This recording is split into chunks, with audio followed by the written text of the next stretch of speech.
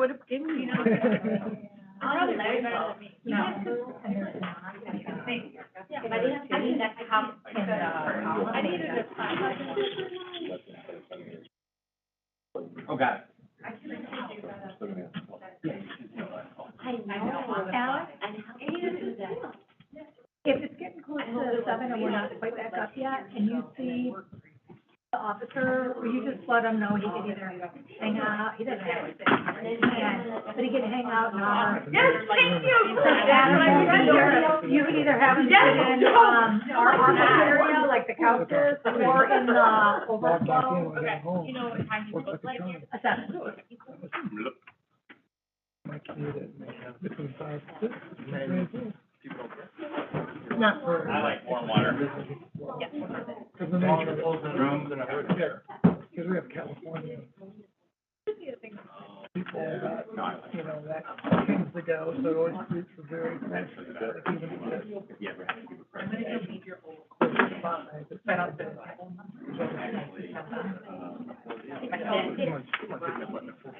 no matter what. You're ever, if you knew you got it.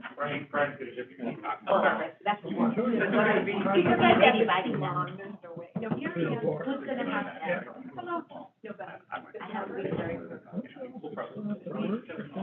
So the guy who likes warm water. Was nice. Yeah, but I don't care about anybody else, But, and it's totally true, if I drink cold water, I. No, right.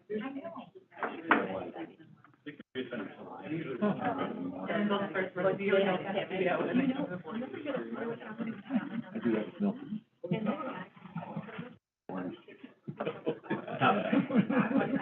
They're for our friends. Not do that, so.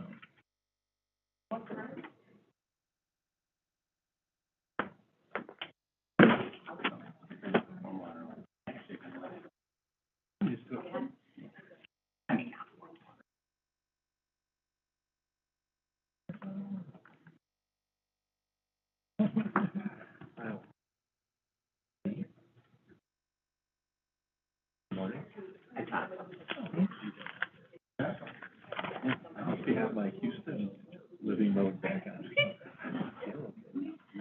It's just getting old.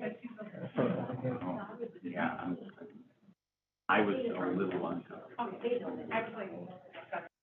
Not as comfortable, when we were in the.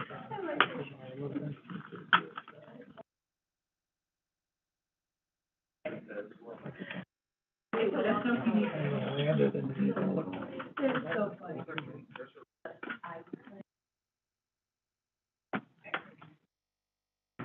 The boat coming. Told him 7:30-ish. Then closed session. Seven, yeah. No, well, hold on, we got, Erica's gonna deal with Oh, yeah. It's gonna be a while.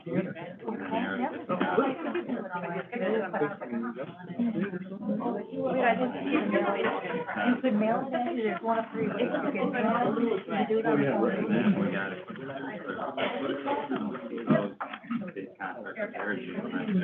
They'll probably. He'll be. Yeah, who knows?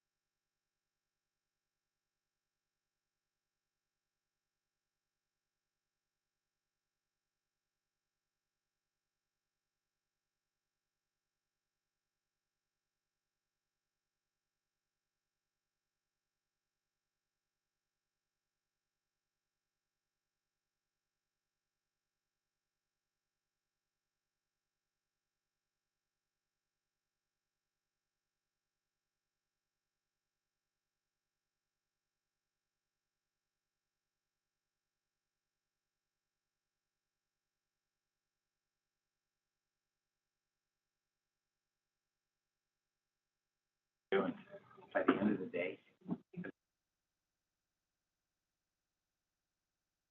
I'd like to call the regular board meeting to order at 6 PM on June 16th. Can I have a roll call, please?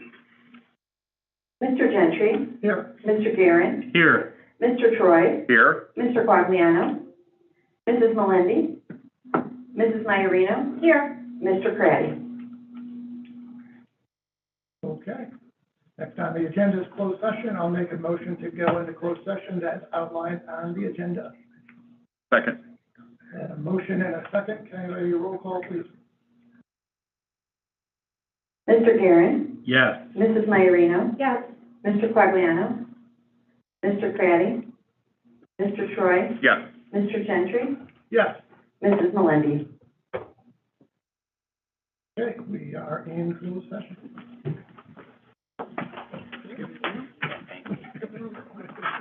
We're gonna do personnel first.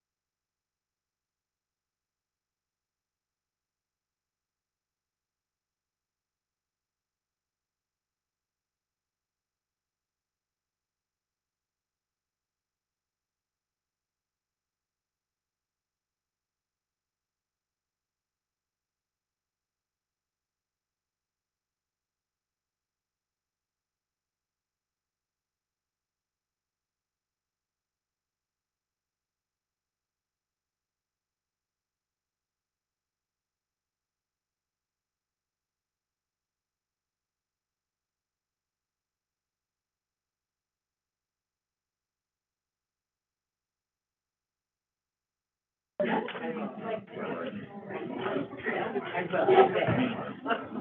Chris, let me know. Good.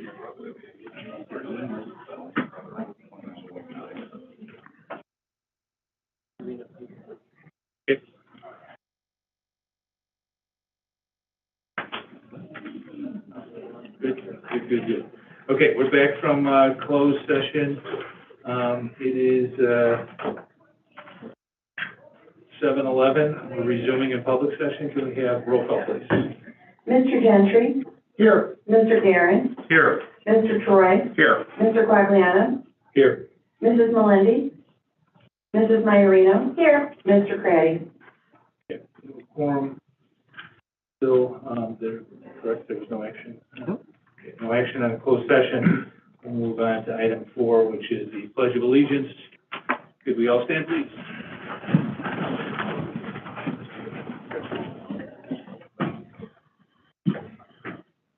I pledge allegiance to the flag of the United States of America and to the republic for which it stands, one nation, under God, indivisible, with liberty and justice for all.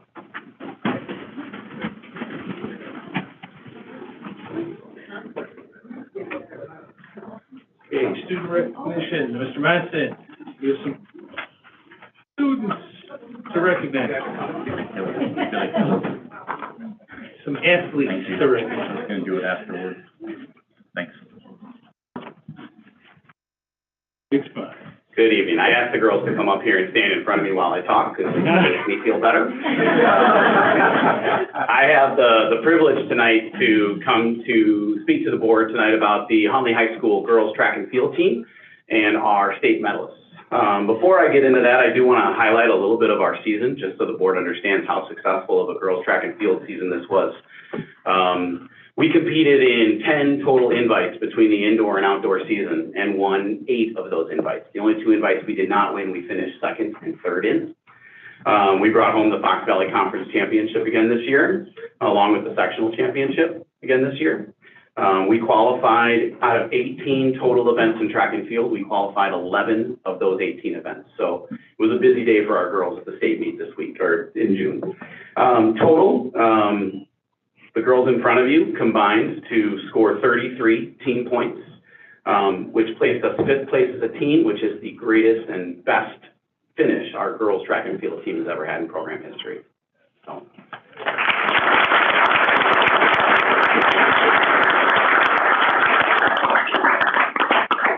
All right, at this time I will recognize the individuals and the relays that contributed to our 33 team points at the state meet.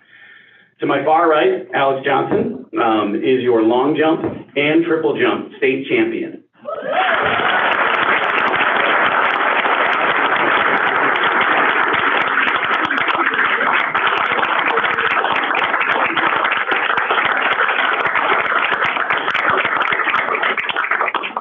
Alex defended her long jump championship from her sophomore year. She also took 9th place in the 100 meters down there at the state meet this year. To right here, Dom, raise your hand, step forward, please. This is Dominique Johnson. Dominique, as a freshman, finished 2nd in the triple jump and 9th in the long jump at the state meet.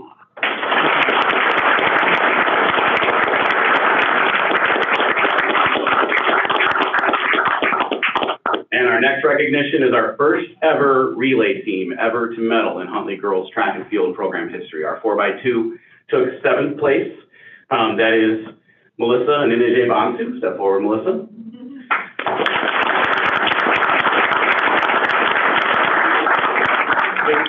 Victoria Edema.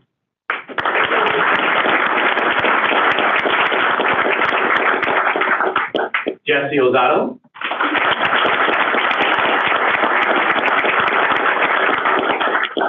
And Dominique Johnson.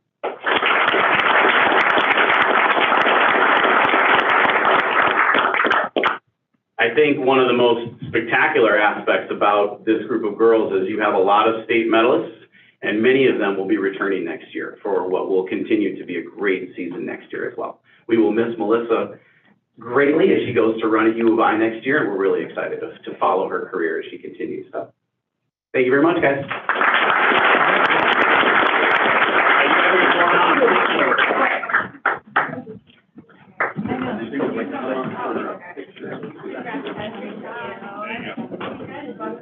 Yeah, well, there you go. Yeah. Bye, you, bye. Congratulations. Thank you. Give me the ILO.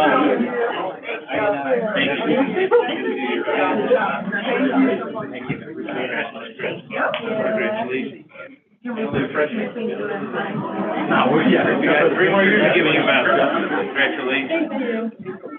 Thank you. Congratulations. Thank you. Congratulations. Great job. Congratulations. Call in the back, so you're all.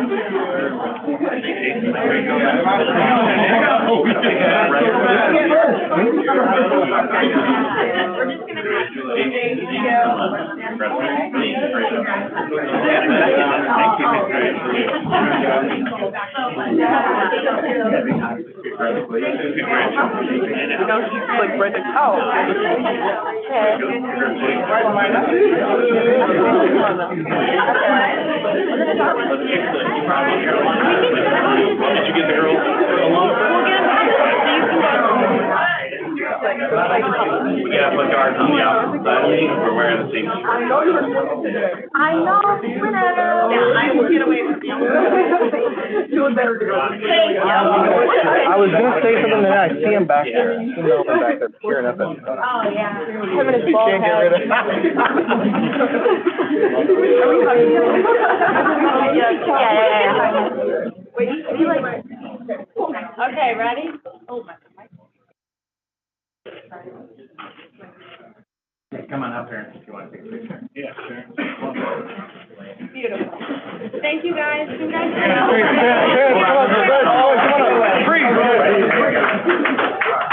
It's more about them than it is. Yeah. Thank you. Awesome. Congratulations, everybody. Thank you.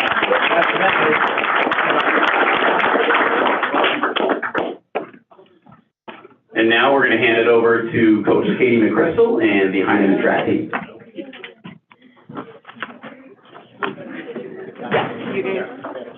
We're just gonna follow suit, have the girls stand in front.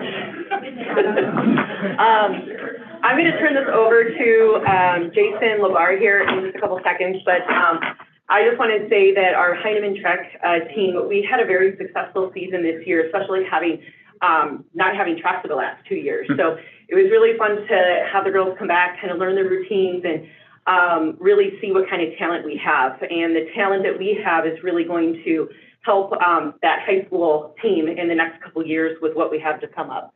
So here's Jason Lamar. Good evening. So I'm going to get right to it. So starting right here on my left, I have Elena Fetzer. So, and applause before I even tell them what you did. So for someone who didn't really want to try shot put this year, and I kind of had to pull her arm, and I was like, let's just give it a try.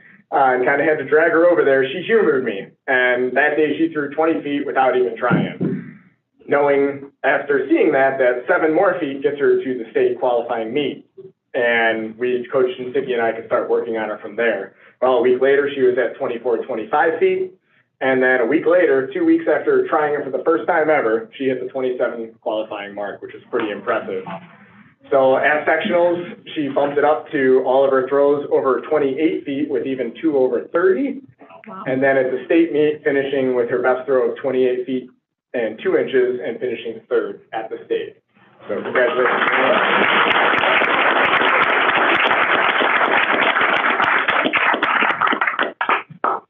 And then we also have our 4x100 meter relay here. So we have Mila Wade.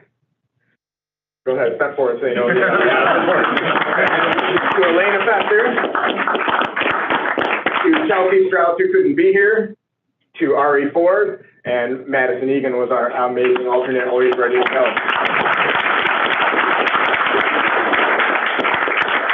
So the great thing about these girls is we have Mila, Chelsea, and Madison who are just 6th graders, and we pulled them up to the 7th grade team about halfway through the season to join Elena and Ari.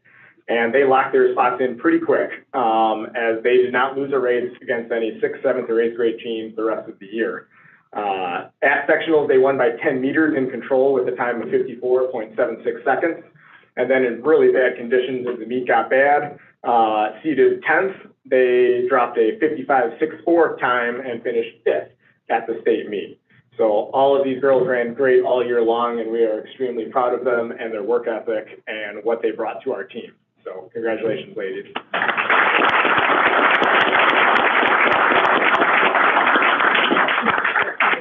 All right.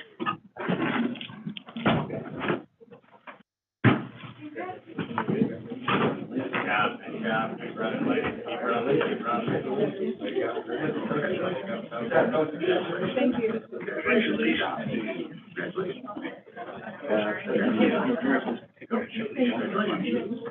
Congratulations. Running and shot put. Very good. Congratulations. Great job.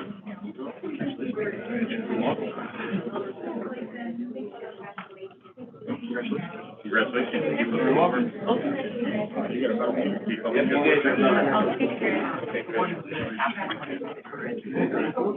going. Welcome back to the stage. Congratulations. Congratulations again. Another good year.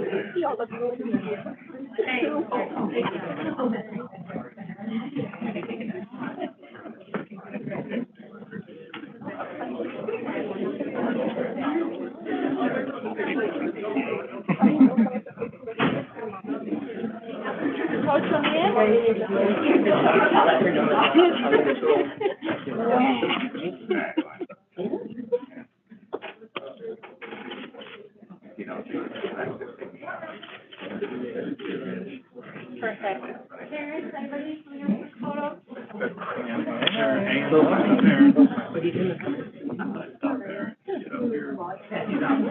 Closer, closer.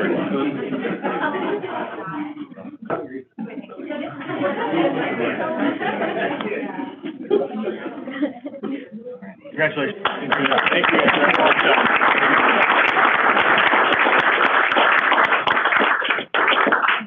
And we'll turn it over to Marla Middle School.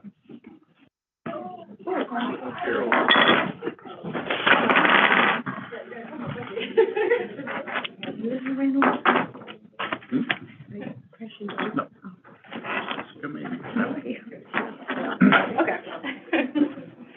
Good evening. My name is Jessica Perry. I am the boys head track and field coach at Marlowe Middle School, and I have in front of you Haley Rahman and Aiden Boss, our two state medalists. And we had a very challenging season, weather-wise and everything, as Heinemann and the high school can attest. But it was such an amazing experience to see these two, as well as the rest of our athletes, just really rise to the occasion and give it their all. And so I will turn it over to Aiden's coach, Mandy Bolt here, and also Haley's coach, Amy DeSabato. Thank you. I'll start. So I am Amanda Bolt. I had Aiden, I've had the pleasure of knowing him for actually a couple of years. I had him in my science class and I got to know him. Just he has a very positive, easygoing personality, and then having him as an athlete this year was awesome. He would try everything and excelled running field events. He did so well, and then of course made it to state for high jump and placed 5th overall. So we are very proud of him.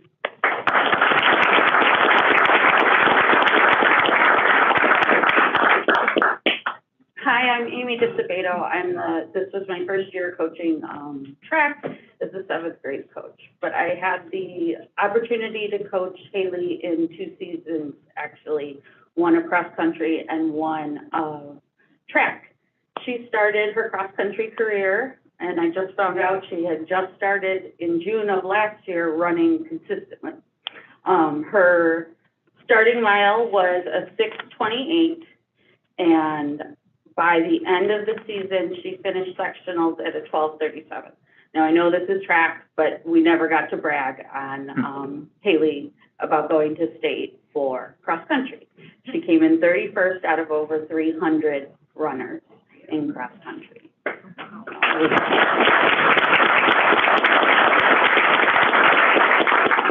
We have big things to look forward to next year, I think. But in track, I love that I got to see her growth into this season of track.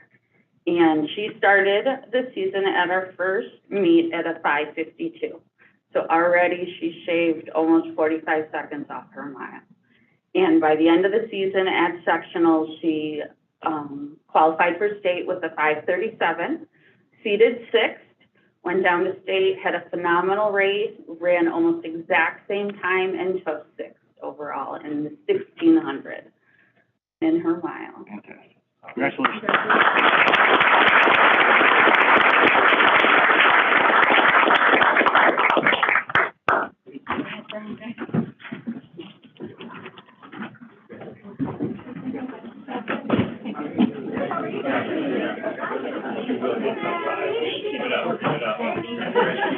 Taking pictures.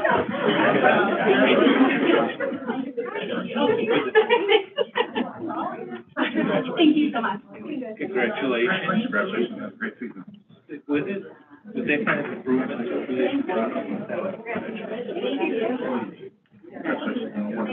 got a lot of hair. I was just gonna say, get it over.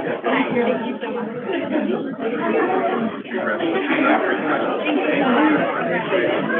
Thank you very much.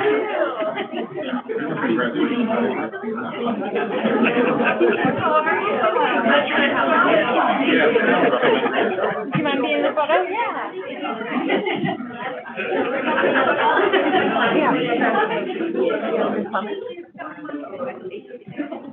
Today?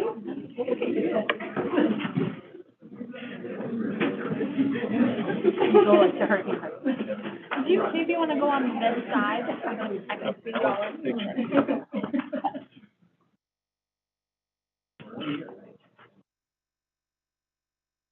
Awesome, thank you guys. Congratulations. Boy, we gotta come back over there, sir. I forgot.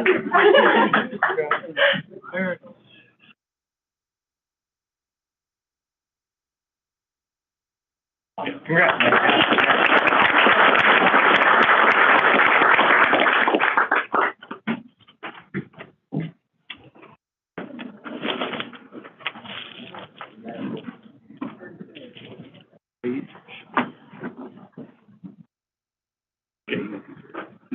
Pages do that? Okay, Paige, you're on. Good evening, and thanks for having us this beautiful summer night. It's just lovely out.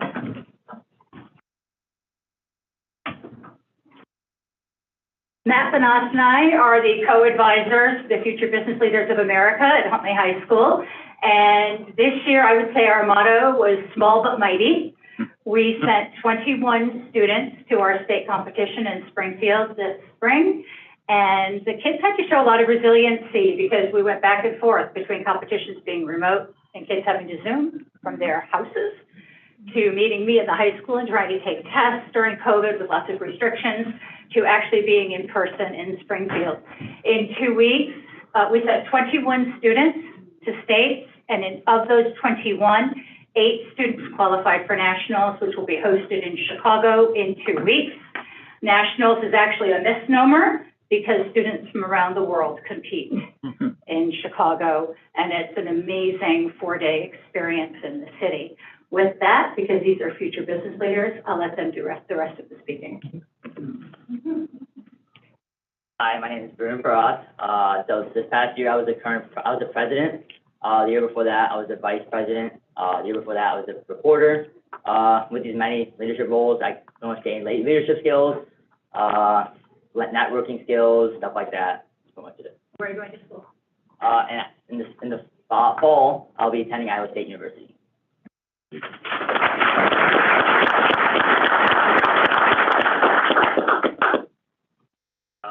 Hi, my name is Aran Khalil. I'm the current vice president. I won accounting 2 the event at state. This year, I learned a lot about, like just competing and being a team. And then throughout my 4 years of CLA, I learned a lot about teamwork and just having fun with more academics. I'm going to be going to school at Indiana University in the fall studying finance. Good.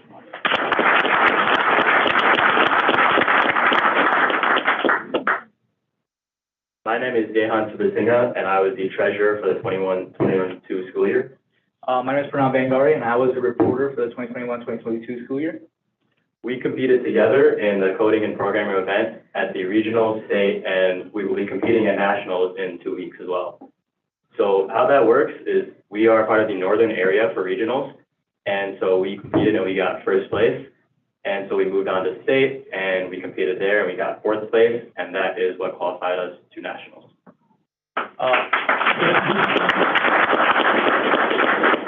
We are very excited to compete at nationals because schools from around the world will be competing there, and we're going to be having a very good opportunity to network. And it's at McCormick Place in Chicago, which is a huge convention center, and we're very excited, and we can't wait to see schools from around the world.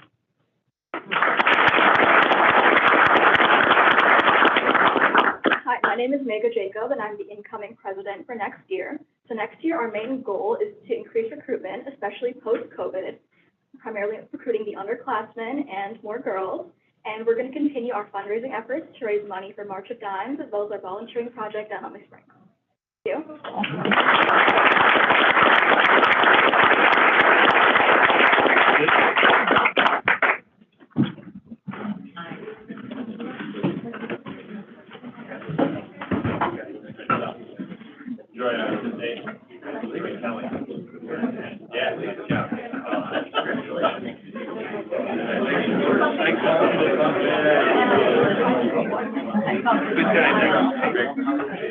Congratulations to the county.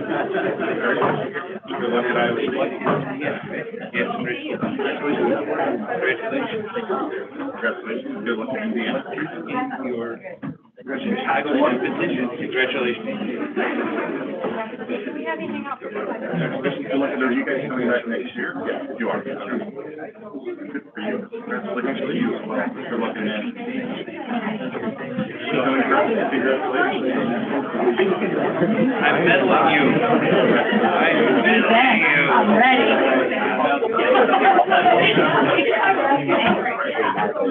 Medals in the event. Yeah. Hey, how are you? Good.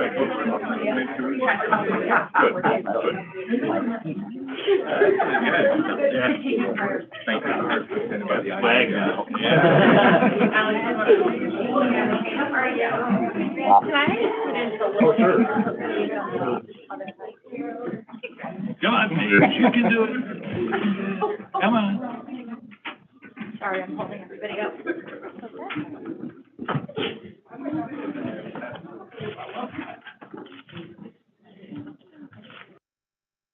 Okay, perfect. Parents.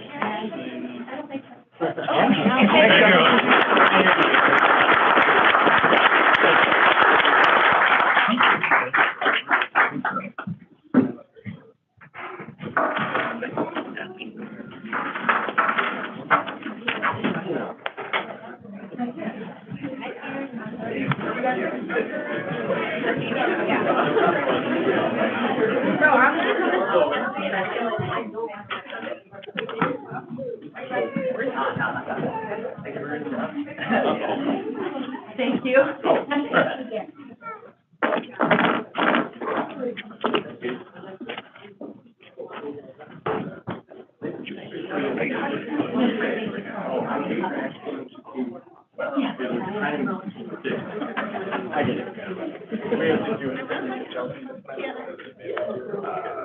How are you? Good. You guys go. Last time I saw you were on crutches. It's good to see you walking.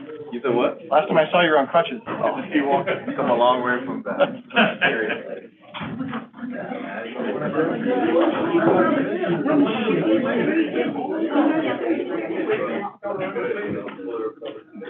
Got a job.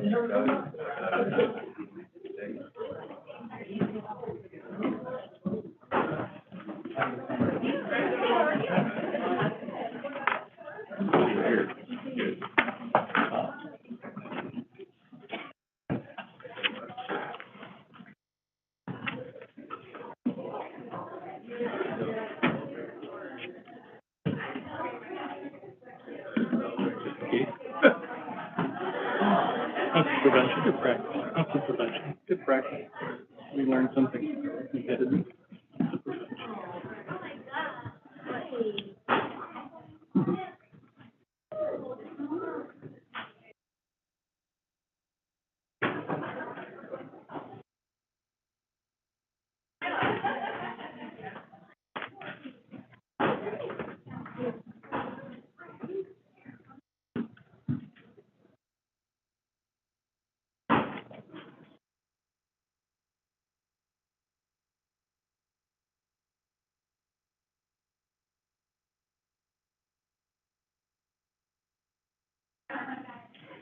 Everybody in?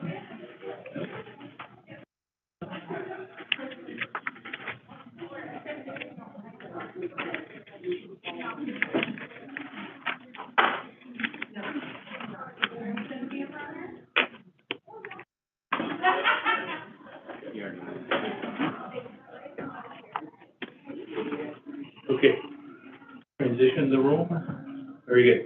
Okay, we're on to item number 6, and that's public comment. I have one public comment, and it is Carrie Cross.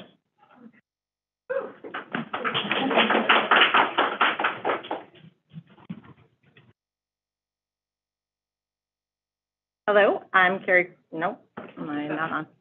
There we go. I'm Carrie Cross, with the Parent Union.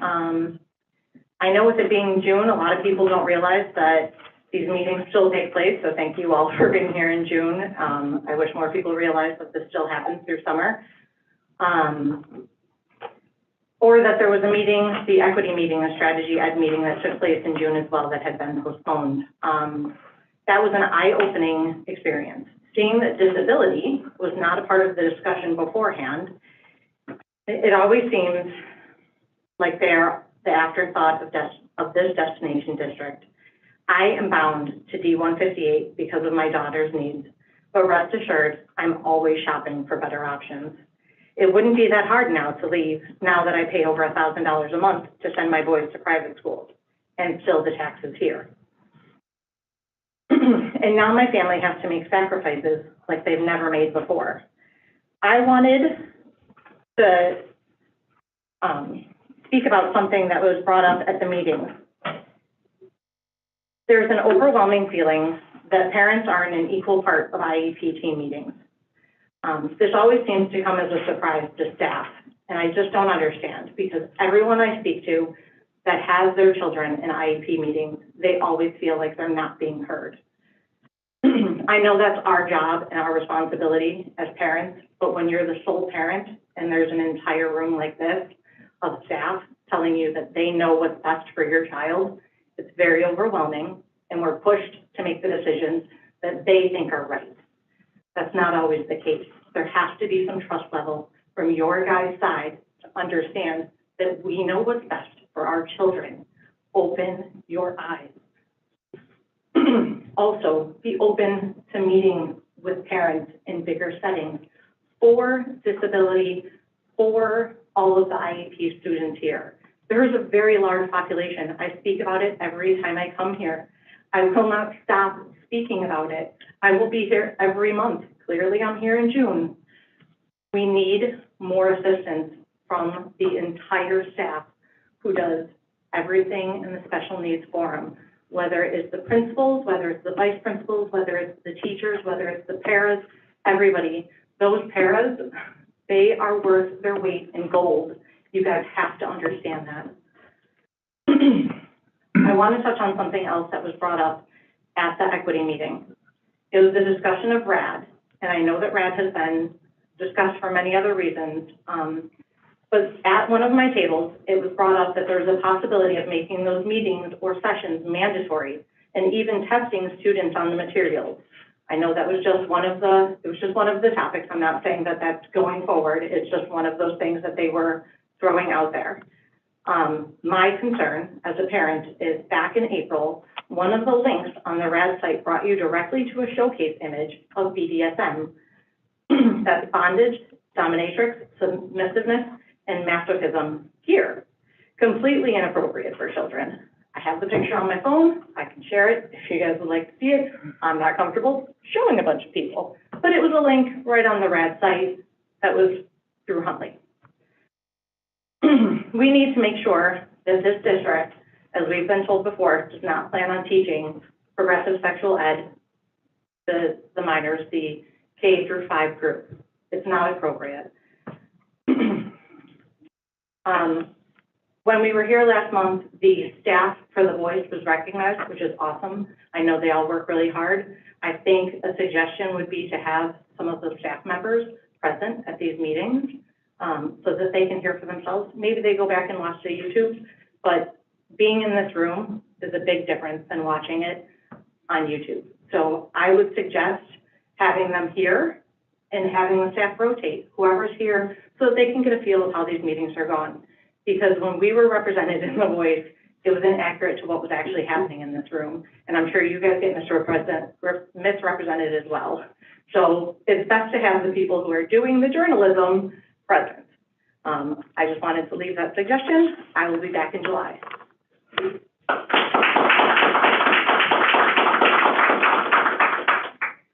Thank you, Gary. Especially if it's June, I know, it's not easy to get out here. A beautiful summer night. We don't get a lot of those, so thank you for coming. And item 7, revision and adoption of the agenda.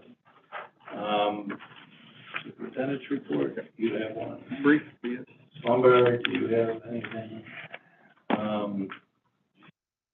Schlichter, oh, come on. Dr. Del Castillo. Okay. Dr. McCrindle. Altmeyer. Dr. Zier. Nothing this evening. Okay. Dr. Budzinski. Nothing.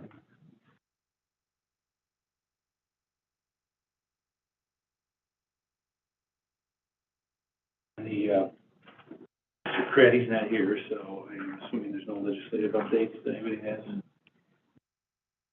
Myrina, you're the only committee member.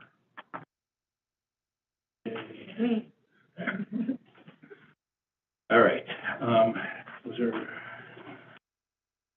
so now I'll make a motion to approve the agenda with the deletion of items 9, 10, 11, 12, 13, 14, 15, and 19. Second? Second. From Mr. Gentry. Give me a roll call. Mrs. Maiorino? Yes. Mr. Craddy? Mr. Troy? Yes. Mrs. Melendi?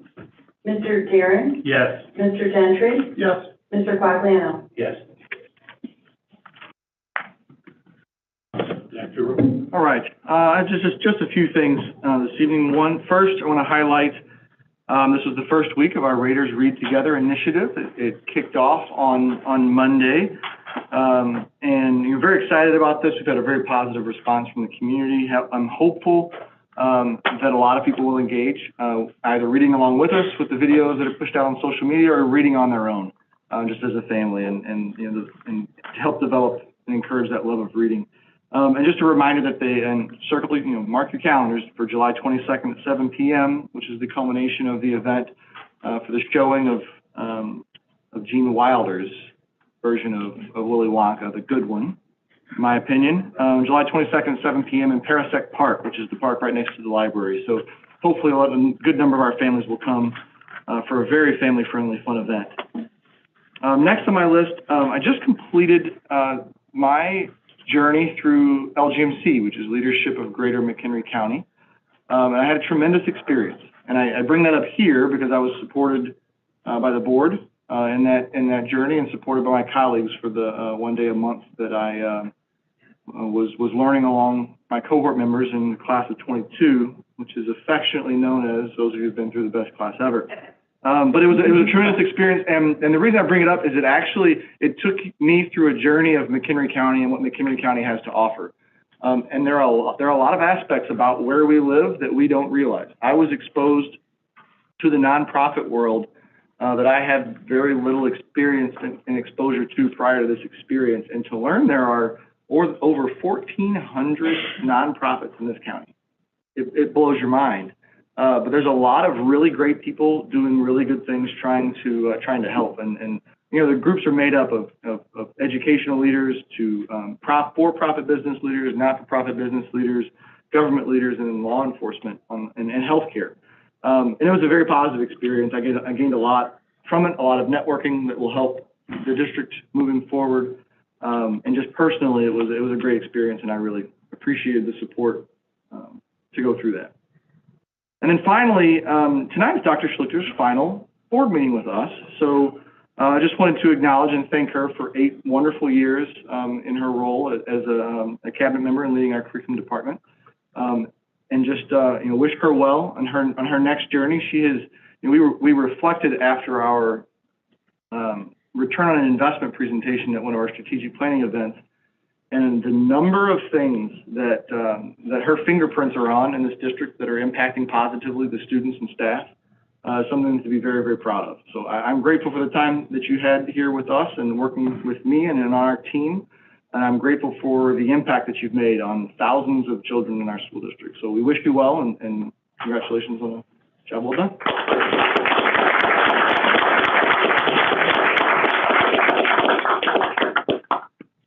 That's all I have.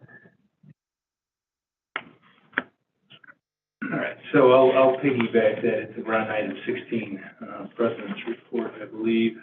So, yes, okay, Dr. Schlichter, yes, the eight very exceptional years you've had with us. I really appreciate the effort and you pour your heart and soul into everything you do here at the district. And, people always, my interaction with you specifically is generally at our conferences. I have had every year I've been down at a conference and you've been there. I've always had several intriguing conversations on the educational side, so the statistical stuff involved in the district and understanding the pathways and how the kids are doing. And so I just, like I said, I think you've done an exceptional job here. We're absolutely going to miss you 100%. We wish you well moving forward in your going into private. So congratulations to you. I wish you the best. So move on quickly to get our non-teaching union, HESPA, had attended our last board meeting in Mass, and I just wanted to address that briefly. There's a lot of comments. I mean, I understand it's a passionate issue for their members. It should be. They should stick up for themselves, absolutely. I do want to stick up for the administration and the board because I think there was a portrayal at times that we are somewhat non-caring and that their jobs are, for lack of a better term, on the, they're not teaching jobs, they're assisting jobs in the district, doing all kinds of work here. What I can tell you from my experience in listening to the administration talk about that specific group of members is they've always felt they're, highly valued, underpaid, and we are still in the process of finishing up our negotiations, but we absolutely respect what they do, and we're making every effort within our means. And again, our means are, limited to what they are. That we'll definitely be addressing their various concerns. But I don't think it was, some of their comments I don't believe were fair in the sense that administration was painted, even the board painted it uncaring or taking them for granted, because I don't believe that's the case at all from any of the conversations we've ever had. So then lastly, on a very positive note, we, Dr. Rowe, myself, Fratty participated last week in the Hunley Park District was doing their strategic plan. And what, it wasn't so much what, I think Dr. Rowe, you contributed quite a bit to that conversation. But what I personally got out of that was it involved the whole community, the police, fire, library board, all kinds of different, the village of Hunley, I think Johnson was there, and just the collaborative nature and the positivity of forward-thinking ideas on how to enhance. I think the Hunley Park District does a pretty good job of what they do already, but they're very laser-focused on providing the best experience to the residents that they serve, and they were looking for feedback and just the manner in which watching that room operate. I mean, it was an hour's worth, highly focused, just on talking about things that really mattered, on how you move things forward and how you collaborate between different governmental units. And I know the people who were acting as independent agents who were helping facilitate for the Hunley Park District, they commented, they do this all over the country. They do what they said from Alaska all the way to the East Coast.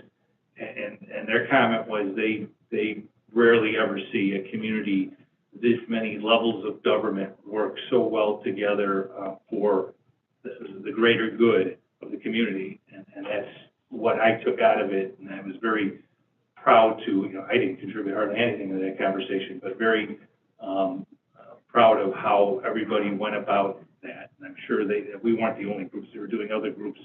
But I just very proud of the community in that sense of how everyone pulling together to try and make that entity the best entity it can be. So those are all good, positive things in this day and age. So I like it. On to item 17, which is community relations, student outreach. So we have our freedom, our FOIA requests listed. Is there any questions related to those FOIA requests? Not. We'll move on to policy. Do we have policy updates? We have some first readings. Yeah, this is what was presented to you at the June committee of the whole. This is moving on from first reading. Again, primarily just legal updates, one name change, and then the public comment update that we recommended keeping the same. So. All right, does anybody have any, I know we discussed some of this at committee of the whole. Is there any further questions on this first reading of the policies that were presented? All right, if not, we'll move on, which is item 20, consent agenda. Are there any items on consent agenda that need to be removed from consent agenda this evening?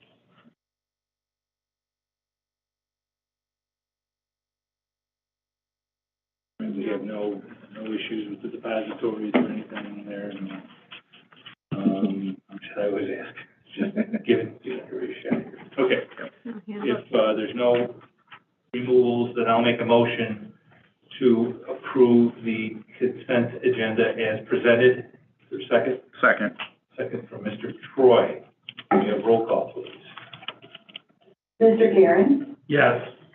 Mrs. Maiorino? Yes. Mr. Quagliano? Yes. Mr. Craddy? Mr. Troy? Yes. Mr. Gentry? Yes. Mrs. Melendi?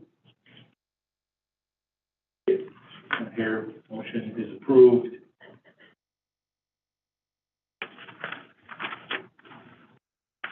We are on to item 21, the action agenda. Item 21.1 is the equipment declared as surplus. Mr. Altmeyer, do you have anything to state other than you've got everything? Nothing to add. There's a few cassette players on there. I know you were probably looking through the 129 pages for overhead projectors, but there are cassette decks in there, so I thought that was interesting. There is, the reason it's so large is there's 5,500 Chromebook 11Gs that were taken out of service, as part of the annual replacement cycle, plus everything else that was being harvested for parts over the years. So, that is the reason that number is so big, and it's 120 plus pages. I think it's important to note, and I know that you all know this, but just for public consumption, you see all of the Chromebooks and all the Dell laptops. Those are shells they're not functioning devices because our technology department does an exceptional job of reusing those parts, which is what allows us to be as financially responsible as we are to reuse those parts and stretch them as far as we possibly can. A lot of screens are reused in the middle schools. About letters. The letters that pop up. Right. So, yeah, every part that is reusable is definitely done, used the second time. Any questions, concerns on this item? Now, I'll make a motion to approve the equipment declared as surplus as presented. The agenda, is there a second? Second. Second from Ms. Maiorino. Roll call. Mr. Gentry? Yes. Mr. Garrett? Yes. Mr. Troy? Yes. Mr. Quagliano? Yes. Mrs. Molende? Mrs. Iarino? Yes. Mr. Cray? Motion passes. Item 21.2, supplemental purchase orders. As presented, you have nothing to add? Nothing to add? Okay. Does anybody have any questions related to the supplemental purchase orders presented in the agenda? Now, I will make a motion to approve the supplemental purchase orders report and supplemental accounts payable as presented in the agenda. Is there a second? Second. Second from Mr. Gentry. We have roll call, please. Mr. Quagliano? Yes. Mr. Cray? Mrs. Molende? Mr. Guerin? Yes. Mr. Gentry? Yes. Mr. Troy? Yes. Mrs. Iarino? Yes. Passes. Item 21.3, the base contract with Verigy for the electrical infrastructure for the D-158 electric bus initiative. Mr. O'Meara, or Mr. Ronkesic is gonna address that. Yes, I'm pleased to bring aboard this recommendation here as a follow-up to the district's being granted 75% funding for 4 electric buses and chargers. The district will need to put the electrical infrastructure in the chargers to support these buses, and due to other initiatives by the state and federal government, there's a good chance we'll be getting more, and so we issued an RFP where we asked for a base proposal to install in the phase 1 chargers to support the 4 buses coming in now, to include electrical infrastructure in that phase 1 installation, all the underground excavation and the electrical switching station will have to be put out in the corner of the bus lot, for the future vision of being up to 12 buses. In addition, the school district asked for proposals to include a vision as to providing solar power production to support the additional electric load that the school district would experience with the charging of these buses. And we did receive 3 responses. I find that all 3 had people in their team that was fairly qualified to evaluate this opportunity. We asked for a lot of different ways to look at it, to how we could take best financial advantage and make the best financial investment in what type of charger, fast chargers, these level 3 chargers or regular chargers too, and what the future opportunities might be of using the bus batteries as potentially creating supplemental avenues of revenue for us in the summer months when those buses would be parked out here on our property to do on-site microgrid or do potential future vehicle-to-grid initiatives. And what we learned a lot from what we did in these proposals.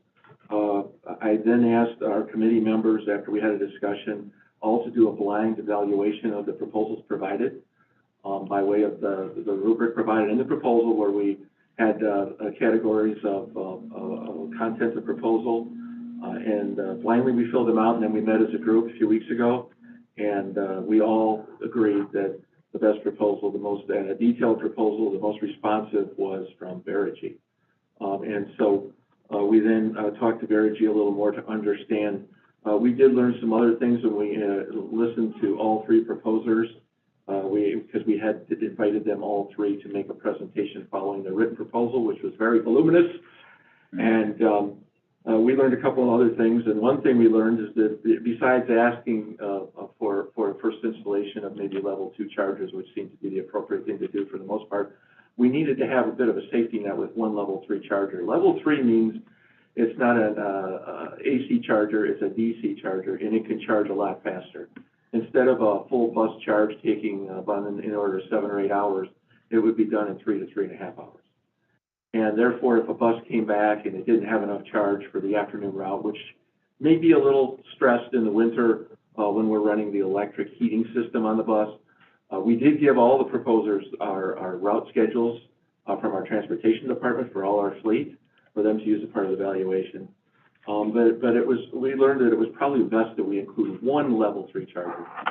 There's a lot of content here, and the reason I did put a lot of the content and the responses here on the first couple of pages is to share with you. It may give you, if you try to compare the responses in these categories, you'll see that it seems to help and enlighten that Verigy's proposal was most responsive to our needs. If I would take your attention to that tally sheet, it would be probably page 5 of your electronic file. I put rows and headers on here on purpose on this tally sheet because there's so many. But if you look over to cell like row 25, you'll see that what we're homed in is probably the best opportunity for the district is on row 25, which would be their alternate proposal, their recommendation that was just a deviation from our baseline proposal we had originally asked for. But we did ask for the opinion of the providers for alternatives, and this seemed to make the most sense. And it was for dual port level 2 chargers. An AC charger, and a dual port means it has two buses can plug into one charging station. And what we learned is, well, we probably want to have a level 3 just for that safety net besides. So we asked them to go back to the drawing board, and their numbers that came back matched everything we've learned to date. There's been a lot of research we've done in the background on what the cost of a level 3 charger is. In addition, it was brought to our attention that we might want to consider, besides the base warranty on these chargers, as a extended material and labor warranty for up to 5 years. I actually have a connection with someone who's been working over in the state of Washington, representing the state of Washington's government in putting their fleet together and their community installations. They've got a lot of experience with Charging Point over 8 years, and they concur that the additional investment of the little investment that would be required for that extended warranty also would be a good move. And so that is what we're looking at here. Now, what we want to bring you tonight is just a base proposal recommendation to engage them and agree to go into this agreement with them, this contract, to do get the base electrical infrastructure moving, get the parts ordered, get the engineering design done, and because the buses are coming in November. Their opportunity in that category seems to be the most cost effective too, by the way. We need to get that going because we have to have that hardware here in time for when those buses arrive in November.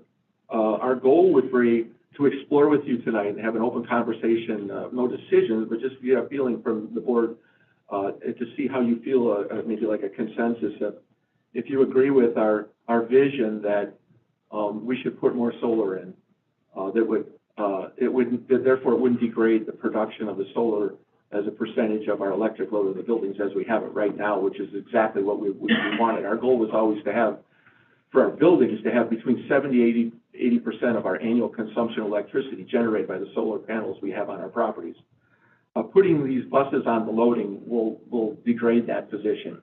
And so we would like you to consider that we come back to you in July with like an amendment to this proposal to put the solar in. There are numbers for the solar, by the way, as well. If you look down through the spreadsheet and in the further there in rows 28, 29, 31 to see the other summaries of total exposure to the school district for that. Say that they're being cost effective. If you look at, I just want to clarify one point of this as you compare the numbers. If you're looking there on row 31, you'll see that Verigy, the total exposure expense in their projection to date is $1.432 million. But if you look at Amoresco, it's a few $1,000s less. But Verigy has no operating management of the system in their proposal at all. They're saying we're just giving it to you, we're installing or commissioning it, it's your job to manage it and maintain it. That's very opposite of what we've done today. What we have to date is with Forefront Power is a power purchase agreement. They maintain it through the life of the contract. Mr. Altmaier has had a deep conversation with CTS about their offer to put us in a little bit different position. It's called a SPA, I guess. We have representatives of Verigy here if you would like to hear from them, and I know Mark has explored deeply with them and could probably explain a few words about that. Before we do, I know that's a big number, but I want to step back and take another look back a page with you, please. If you go back to the page just prior to that, you go into rows 15 through 22. They've done, Verigy also did a lot of analysis and different looks at if we had the solar and if we had these chargers in some of the formatted ways of the level 2 and level 3 chargers, what would be our cash flow over a 20 or a 30-year period? And you will see there will be positive cash flow. This does seem like a big investment, but over the life of this installation, it will most definitely be a positive cash flow. So it does look like a big number up front, but we'll be well served by the installation financially as we move through the life of the equipment. So, do you want to talk about that or the SP anything, or do we a little bit, Mark? Well, or we could wait till July to get deep in the numbers specifically on solar, but tonight is really about, right, approving the base contract to move forward with the EV infrastructure that we're envisioning, because we know we need an infrastructure. We know we need chargers, and part of the reason we're also bringing this tonight and not all in July is because we need to order chargers as soon as possible so that we have them because of the supply chain issues, well, nationwide, to make sure that we have those once the electric buses arrive come November. So that's first and foremost what we want to bring to you tonight. From a cash flow perspective, in the overall project, you know, in excess of $1 million, there's a lot of things that make solar very attractive right now, right? We need the EV infrastructure. We need the charging stations. Do we need as many as we're asking for? Well, we know we need at least 4, but we're opting for 12 because, well, we're hoping for 12 electric buses in the next 5 to 6 years, not necessarily funded by the district, because I don't think we would ever buy a $350,000 bus, but there is a lot of federal dollars out there to support, just like we recently received well over $1 million for the 4 electric buses that we are receiving, which lowered the cost to $70,000 approximately per bus, which is actually cheaper than the propane buses that we're purchasing today. I guess my point I'm trying to make is we know electric is coming down the pipeline, whether it's in the form of a bus or whether it's the form of even operations and maintenance vehicles or transportation vehicles, other transportation vehicles, minivans, and the things that we know we need to support, well, our special ed students and the transporting of our special ed students. So we know electric is coming down the pipeline, and everybody knows electric is coming down the pipeline. We just need to be prepared for it, which is why this infrastructure is as big as it is. Whether it's buses or whether it's O&M vehicles or whether it's transportation vehicles, that's why we're looking at the EV infrastructure we're looking at. If I were to add anything else on solar, what also makes this attractive is, well, there are solar RECs. RECs are available today, and they may not be tomorrow, right? So that's number one on solar. Number 2 is there's investment tax credit opportunity, which Doug alluded to. CTS, I still call it Verigy, CTS, our energy partner. They came to the table with an investment tax credit strategy, which would yield savings back to the district in the form of the overall structure of the agreements and the contracts, which is very interesting, which we can talk about tonight, or we could talk about in July.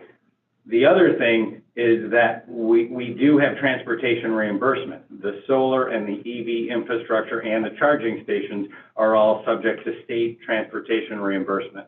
And today, on average, we receive anywhere from 60 to 70% reimbursement for those things. So the charging stations, for example, is equipment, and that would be depreciated straight line over 10 years. So anything funded locally, any chargers funded locally would be on a depreciation schedule funded over a 10-year period within our transportation reimbursement. The fuel for the buses, the electric fuel for the buses, that's solar. The solar will essentially be eligible for state transportation reimbursement under a site improvement under a 20-year depreciation schedule. So those are things that when we did solar, well, that was never part of a cost calculation. We now have additional funding support from the state of Illinois, and God knows we need the state of Illinois to kick in a little more money to us anyway, because we are a Tier 2 borderline Tier 1 district, and this is one way we can get this good participation from the state to help fund this project. I hope that provides a little more background. Tonight is really about the EV infrastructure and the charging station so that we can move forward, so that we can get in the pipeline to begin the process. And we will have a lot more detail for the board and for the community come July. Thank you, Mark. I wanted to bring the board up to one more point, though. This contract that's in front of you tonight is the same contract that we've had with Verigy, the same form for 2 other contracts in the last 10 years. Lawyers beat the heck out of it 10 years ago. So there's nothing in here that's different. It's still a good contract language.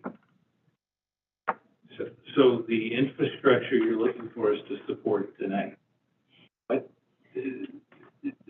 so the scalability, I want to understand what that commits us to and how it restricts us going forward, if at all. Is there any, we make a decision tonight on a certain infrastructure, is it scalable? I mean, we're talking 4 to 12, I mean, it doesn't, we're okay with whatever we're deciding as far as the ability to scale whatever the amount of stations, the way we're designing this? Well, what it would have seemed right now, and everything we know, Mark has made a good point as we've started this whole journey, is he's asked a lot of people, I've asked a lot of people, I was at a national conference, you've been traveling all over the place, and we've asked people, who is doing vehicle to grid? Because I told you before about the opportunity of nobody's doing it. No one. So the level 3 charger, there's 2 values for a level 3 charger. One is to quick charge the vehicle, which if you're in a pinch, you need some of that. And the other opportunity is this way to try to turn it into a revenue stream of power, some people call it arbitrage. But and we're basically thinking we're not sure that's really what we want to do. But right now, as our primary purpose. Yeah, the electrical infrastructure that's in this proposal we're bringing you tonight, which adds up to like 411, it includes the future 8 as all but one level 2 and one more level 3, right? Do you want to come to the next? Yeah, kind of like one out. I'm sorry to have to say it this way, but you'll understand when we get to the end of the story, I hope. Okay, Michelle, introduce yourself. You have to push the green button if it's not up.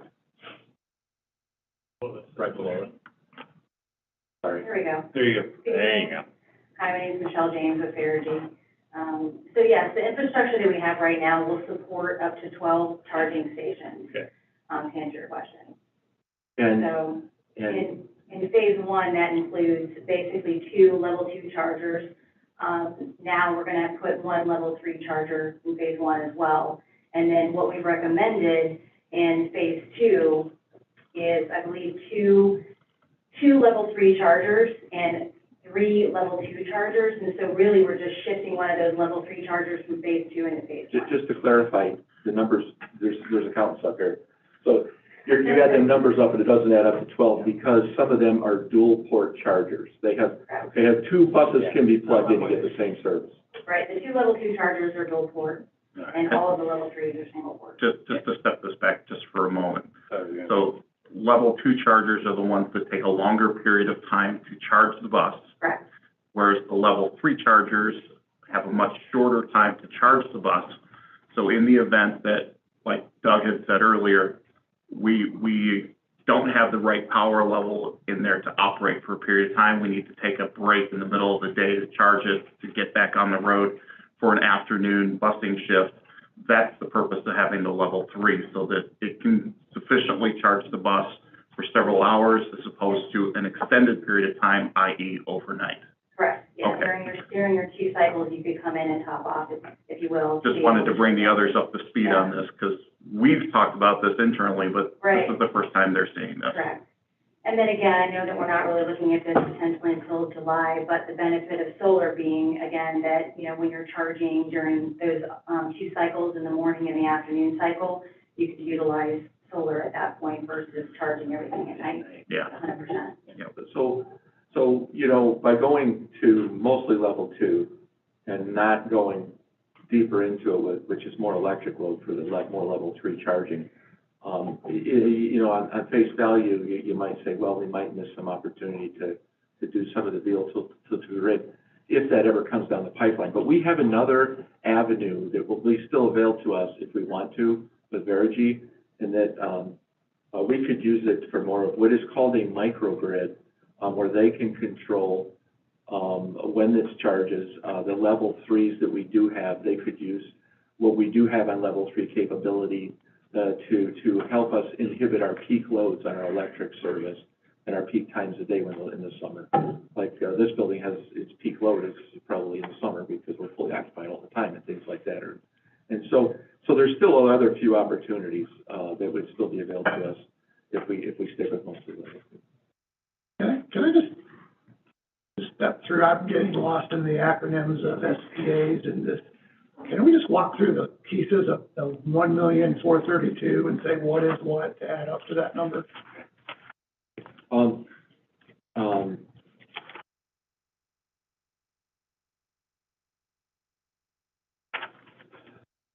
In this, if you go to that 5th page, into the rows 20, where there's on the spreadsheet, there's rows 23 through 35 on the page. You will see, row 25, very G column, that was, their proposal, it was only 2 dual port chargers. And then for phase 2, in the recommendation, it's row 28. Okay. And that's just the chargers piece for phase 2 that we talked about. Now, if you step back to row 26. Two, and then how much was the second part? How many chargers? It was two, was it? For phase 2? Yeah. For phase 2, we had 3 level 2 chargers and 2 level 3 chargers. So a total of 8 charging ports for the 8 buses. Okay. And then if you step back and you add in the solar to support these electric load, increased electric loads, if you go back up and you add row 26, that's the solar that was in their proposal as a vision for phase 1. Mm-hmm. And then you go in row 29, that's the solar for phase 2. So, if I may. That's strictly to run the chargers? Yes. Okay. So there, in my head, the way I've had this pictured, and I've seen the pictures, so that's a different story, is we can use the existing solar array that we have, and then use that to power the buses, which were not part of the original solar plan, or we can expand that with enough solar panels that will keep the array intact for as it was originally planned, so the solar capacity that it creates for us, and then adding the solar panels onto it that will be specifically numerically there to power the buses that we're going to be adding. And that will come into 2 phases. The first phase of that will be adding enough, and you can correct me if I'm wrong, maybe not. And I'll explain that in a minute. But the idea was to build in the additional stuff to what we need to power these buses. That's kind of the stepping way back at 30,000 feet. Yeah. The other thing to think about is right now there are REX credits available that we can apply for, and when they sell out, they go to the next round. The REX credit will be a lower number. Right. That's the trend, and so if we would go all in on the solar. What do you get for SREX as a percentage of your cost of these solars? A percentage. Ooh. Or how are they calculated? Is it a flat dollar amount? Actually, it's calculated on the. It's calculated on the production. Yeah. And it's so many dollars per. Right. And I don't have no. And I can give you a rough idea right now, that rough. the phase 1 is 518,564 for solar. Right. Keep in mind that includes the infrastructure for all 12 buses, even though the solar panels are just to offset 4 buses. Okay. The SREX are about $78,000. That would come back to us? Yes. Yeah, it's like a rebate. And there's also a smart inverter rebate as well through ComEd. That's in phase 1, it's $16,000. For both phase 1 and 2, it's about $50,000. What I understand, what we've. Mitigation. Mm-hmm. No, I would say it's, that mitigates about 20% of that cost. What I've learned is, from listening to proposals too, is that if we would do all the solar now while the REX credit is at its best, we're looking at producing power that's still not going to exceed the entire load of the campus. The Illinois Power Agency had a rule up until recently that you could produce up to 110% with your solar. And we chose, when we did it a few years ago that we wanted to be in the neighborhood of 70 to 80%. But if we stall and only do the solar for phase one, and then say, well, we'll wait till the buses come later, what'll happen is, when we do the solar later, we're probably gonna get the same value of incentives that are available to us right now to offset the expense, for installing the solar. And, we will not, you know, if we do it now, we won't exceed, you know, what their target was for how much you can produce. So there's gonna be net value. We're not gonna lose. Right, so that, I mean, this stuff's dedicated, you talk about it's dedicated, where do these things get located? With the chargers, or are they getting located? With the Right across the road in front of the solar we got now. Yeah. They'll be right in front where you can see them. Two smaller arrays. It's smaller, yeah. And the buses will be located, right next to or inside the bus lot, Yeah. but parallel to the street that leads into the admin building. Whereas right now, the buses are running perpendicular to that road. Right. These would be parallel. Mm-hmm.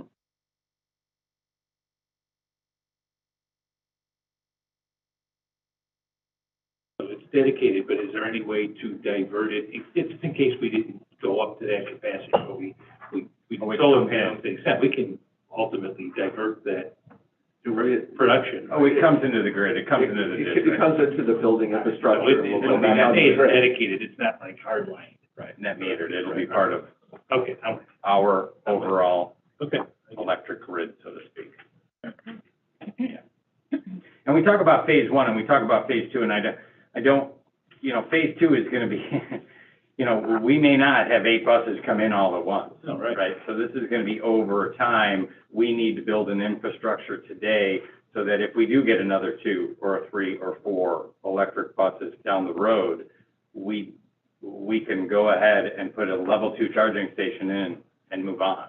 Right. That's why we need to build an infrastructure today that's appropriate in size for what we think is gonna happen maybe in the next 10 or 15 years, that can handle the load of up to 12 buses or 4, 5, 6 buses and O&M vehicles and transportation vehicles. We will have those slots available and that infrastructure available. And the opportunity of SREC today, and the opportunity of the higher investment tax credit today, as well as obviously, if we build it today, it's eligible for reimbursement from the state today. Right, the tax incentive today, this year, is 15%. Next year, we know that's at least gonna go down to 12%. Yeah. All right. Anybody else have questions first?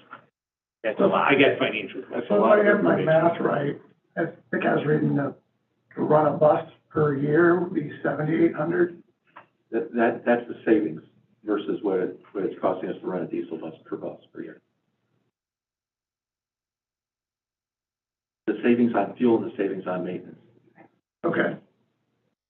And how much would the electricity per year be for? There's the offset of the cost of electricity versus the cost of the fuel. Right. It's in the calculation there. That's the way I saw the numbers presented. I don't know. Do you have, I don't know if I can put you on the spot there, Michelle. That's in that binder somewhere, I think. Well, and then the 7,800 for 12 buses would be like 90, rounding up, 94,000 per year of savings. So it was 1.4 million would be something like a 14-year payback. About right. Yeah, well, besides that, the solar's gonna also have some of the savings that we gain from solar today, you know, for the solar we have now. That we're gonna have that advantage too, probably in the summer months. How so? Right now, when we produce solar, the solar system, I gave you a report of like a year look, the first full year of operation there. And, those things are producing, at their peak during the middle of the day, when the interval price for electricity is like double what it is in the middle of the Solar night. panels running the buses will have an incremental benefit during the summer when the buses aren't running. Right. Okay, I got you. And if we're smart about this, you know, we'll program these chargers to charge the bus in the middle of the night. Mm-hmm.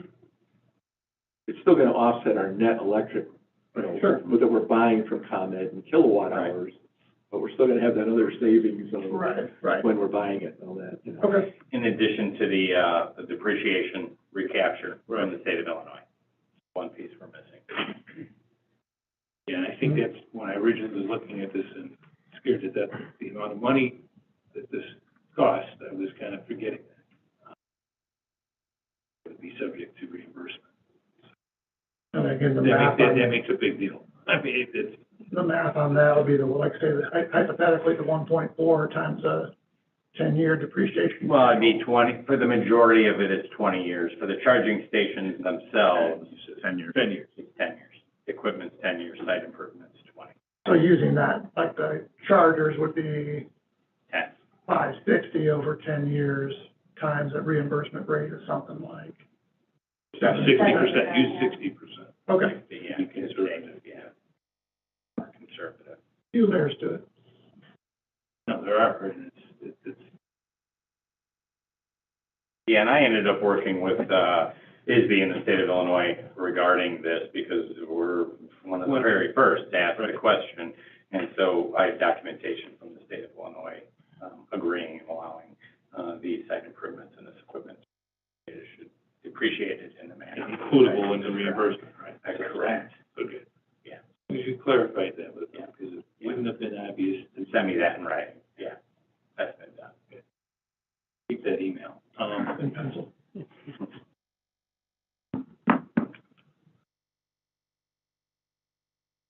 Further questions?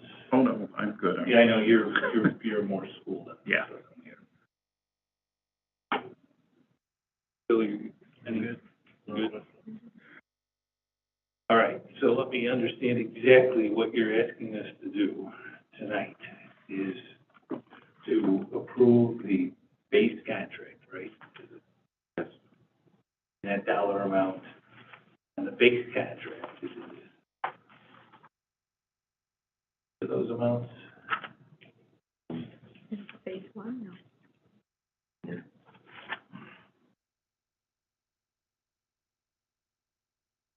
You can tell me exactly which. It's $411,368. Yeah, it's in the contract, Yeah,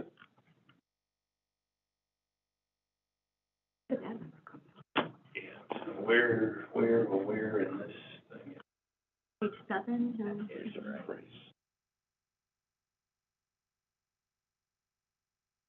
oh, I read this to you guys. You're looking at the actual contract, Yeah. it's page 6, so it's section 6.1, 1. thank you. Yeah.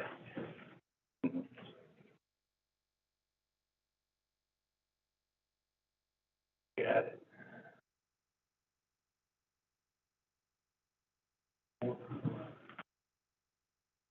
$360. Okay.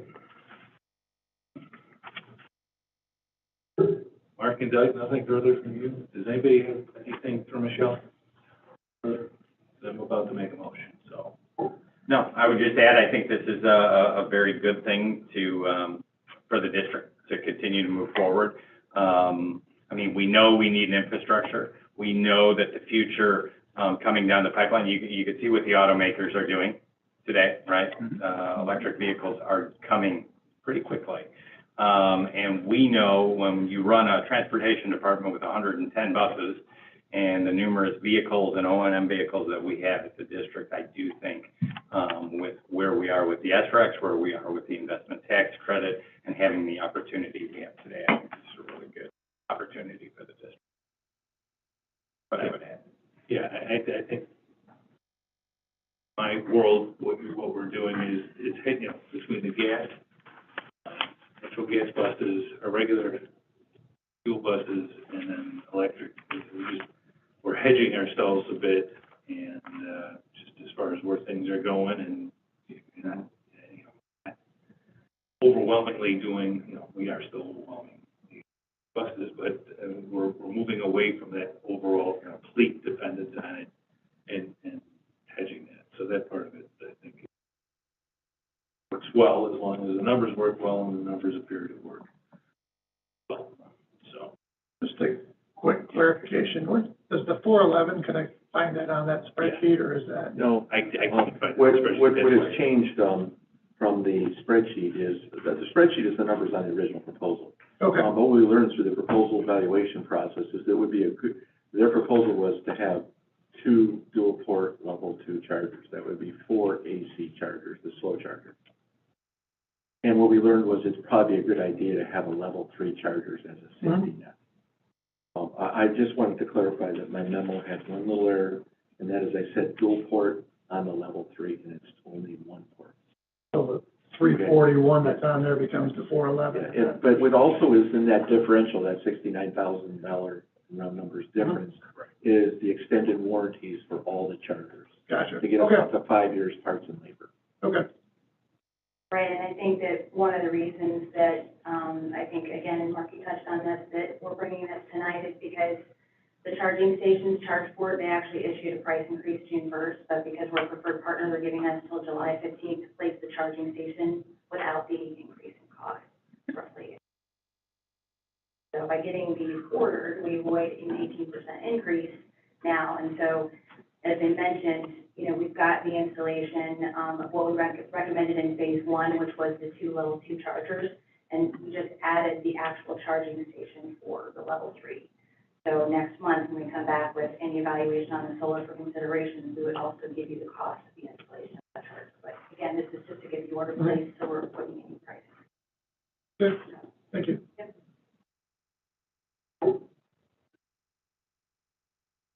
All right, I'll make a motion to approve the base contract with Vergy for the electrical infrastructure E-158 EV bus initiative in the amount of $411,368. Is there a second? I will second that.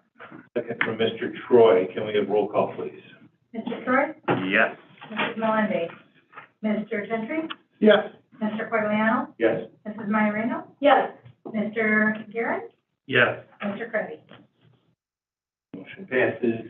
Item 21.4, thank you for coming. Thank you both. Thank you. Appreciate it. Thank you very much. Item 21.4 is the agreement with Train Company on the chiller preventative maintenance services. Sure, Keswick. Yeah, I've been trying to work with them for quite a while when I knew this place was coming down the pipeline, this stream, and it finally came to the point that it's been delivered to you today. And actually, that contract has actually been expired, and we're out of contract right now with them. We were not able to get to you with a clean contract, which you see attached as a red line version. They told me that you saw, if you still look on the front of the actual proposal, I pasted the guy's email there, where he said, yeah, let's just go with this. And so if the board accepts this, I would ask that you consider officially to have to initial every one of the red lines. But this is the same kind of a service contract we've had for a number of years on our chillers that are manufactured by the Train Company.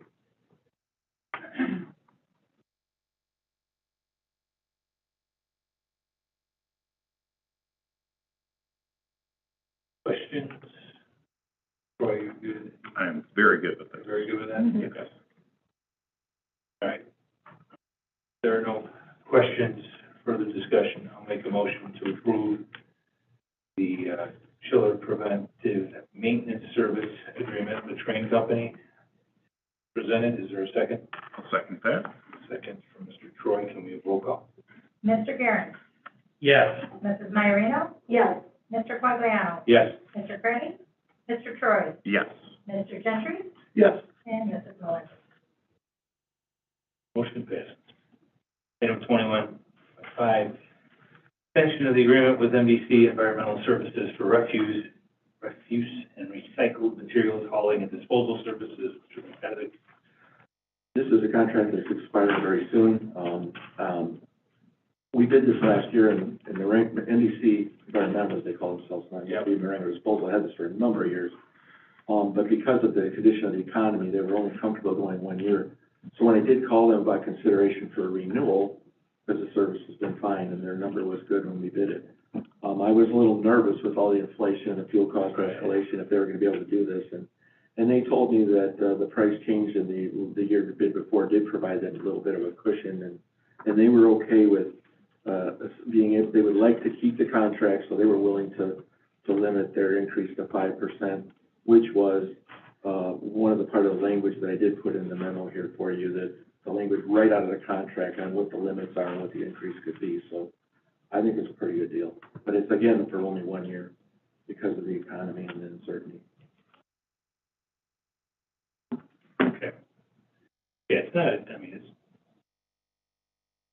seems like the dollar amount for, I mean, district of this size seems, small, but as I'm saying, that's 5% increase is $1,800. Yeah, and a big part of their expense is fuel, and Right. if you look at Exactly. fuel is doubled, so. Fuel is up more than that, so would be reasonable in my opinion.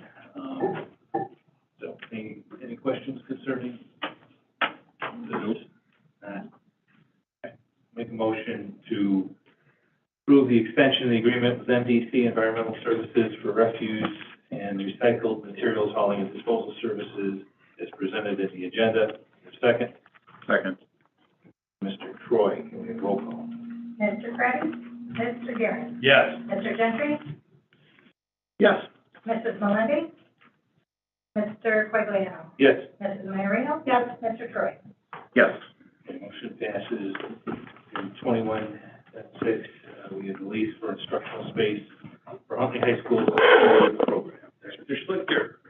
Thank you. To start off, I'd like to just provide a little background and a little maybe trip down memory lane, just to give some background as to this request. So our alternative school actually started about 7 years ago with a concept from high school administration when Dr. Rowe was the high school principal. He and Ms. Letkowitz brought us a very forward-thinking proposal to put in place an alternative program that would serve some of our students whose needs were for credit recovery more so than our typical credit recovery courses could offer, or who just needed to be in an alternative program, maybe a shortened day, that kind of thing. So we looked into, and they put together a very, very detailed plan, and at that time, we definitely recognized the need, saw the value in the plan, but when we looked at what it would take or what we projected it would take for staffing, for facilities, we wanted to run it off-site. What we did decide to do at that time was to contract with Ombudsman Education Services to provide that, because just in looking at the overall lift of providing those services, we wanted to really get a feel for what it would take as a whole wraparound system for those students. And so you probably recall that for the last several years, we've been approving every year our contract with Ombudsman Education Services. And at the time that we contracted with them, their cost actually was roughly equal to our projected cost for the program, because again, it was a projection. And you know, we have been successfully graduating students from that program. It's provided those credit recovery services. It's provided some of our students the opportunity for just an alternate setting, that shorter day if they needed it. Every year we've done a needs assessment, and so we've looked for any contract at all, but definitely one of that size and impacting our students in that way to say, is it still warranted to continue with this contract, or is it time to bring these services in-house? And so this year we actually have decided that it is time to bring those services in-house. And we've really been able to understand over the last 6 years of working with Ombudsman on this and watching our students and seeing what's necessary. We've been able to see what's actually needed in the program, what's the profile of the student that we're serving, what is the staffing level that we'll need, all of those sorts of things. And to be honest, it's gotten a little bit more streamlined from what our original projection would have been. And so we're very confident that this is really the right decision to discontinue contracting those services and really bring this program more in line with, I think, our district philosophy on so many of our other services, whether it's busing, food service. I think we just believe we can do the best job of serving our students, and we really have done a good needs assessment to be able to say, what does it take for staffing, what would it cost, what does it take for facilities, what would it cost, and we do believe that we have a good, solid plan at this time. So a couple of items that I just want to note, and again, overall, this entire plan will end up year over year saving our district roughly $100,000. because what we are projecting for our own operation of this program is just simply less than the contracted service. So those dollars that we're currently allocating to the purchase service of the contract would actually just be reallocated. We would be looking at hiring 2 teachers to staff the program as well as a social worker, because we're very, very committed to providing those continuing services for students and providing that social emotional support. The other really main expense would be the facilities. And we've had actually some really good news, which is that the landlord at the current facility, which is in Oak Creek Parkway, it's 2 units, that gray building right near the Jewel on 47, a little bit south in Hunley. He is very, very interested in working with us. It's the same space the program's been operating in, serving our students well, convenient, it works in every way, would not require any retrofitting or anything like that from a facilities perspective. The only thing that remains for us to kind of say, yep, this is all going to be set, is that the landlord is just simply waiting for a termination date from Ombudsman, because it's just very logistical. They just need to get their furniture out. So they're looking at shipping, trucking, that kind of thing. We are working with him, and again, he's extremely motivated. He hasn't been able to draft the lease for us yet because he just doesn't quite have that termination date. We are expecting that they will be able to terminate their lease in early July, and he would be able to draft us a lease immediately at that time. And you can see in the memo, there's just some projected terms. It's a very straightforward property lease that really is the same for all of his units. It's quite simple. We are projecting that over the next 3 years, it'd be a 3-year term that we'd be looking at, that the rent would be between $3,200 and $3,500 per month for both of those units, which really, when we heard that amount, we were pleased, looking at what the yearly cost for that space is, because it is a space that's serving our kids real well. And again, even fitting into the entire cost structure for reallocation of those contracted dollars would still end up saving the district $100,000 a year roughly, even with that lease agreement. So the only little wrinkle is that we typically would bring that lease agreement to the board for signing, but we want to be able to execute it as soon as it's available. So if it's available in early July, we want to be able to go ahead and sign that so that our high school administrators can get ready, putting some furniture in, getting it ready for our students and get on top of that. So really what we're looking for tonight, happy to have any discussion of the programming or any questions that come up, but really in terms of approval, what we're looking for is just simply approval to give us the ability to sign that lease agreement when it comes available without waiting for that July board meeting. Because again, speed is of the essence here to get us ready. So that's really kind of the overview of what we're looking for in terms of a recommendation tonight. And that would be an approval tonight to give us the ability to approve that lease agreement. But again, with that, I'll take any questions, happy to discuss the program in any way. And we're not interested in the furniture that Ombudsman has there, or they don't want to give up the furniture? They need the furniture for one of their Ohio facilities, and so they are needing to truck that out. And we're working with them and pushing pretty hard to expedite. The landlord is as well, but they're just, they're a company, they're up against logistics. Yeah. Large businesses. Mm-hmm. Like turning a battleship around that. Multiple divisions, and they're not, someone's talking to this person and that person, but I think we're on the right track. Right, so what is the, I mean, I understand the lease cost, whatever, what the cost of equipping it, is that expensive? I mean, no. The savings includes yes. us having and in fact, it might even be slightly more savings, because when we looked at that $100,000 roughly, it involved excuse me, a furniture purchase. So if we needed like teacher desks, that kind of thing, if we didn't happen to have one. But essentially we're looking at just the cost of 2 teachers, 1 social worker, the lease. The curriculum platforms are actually going to be some of our online platforms that we're already using for credit recovery.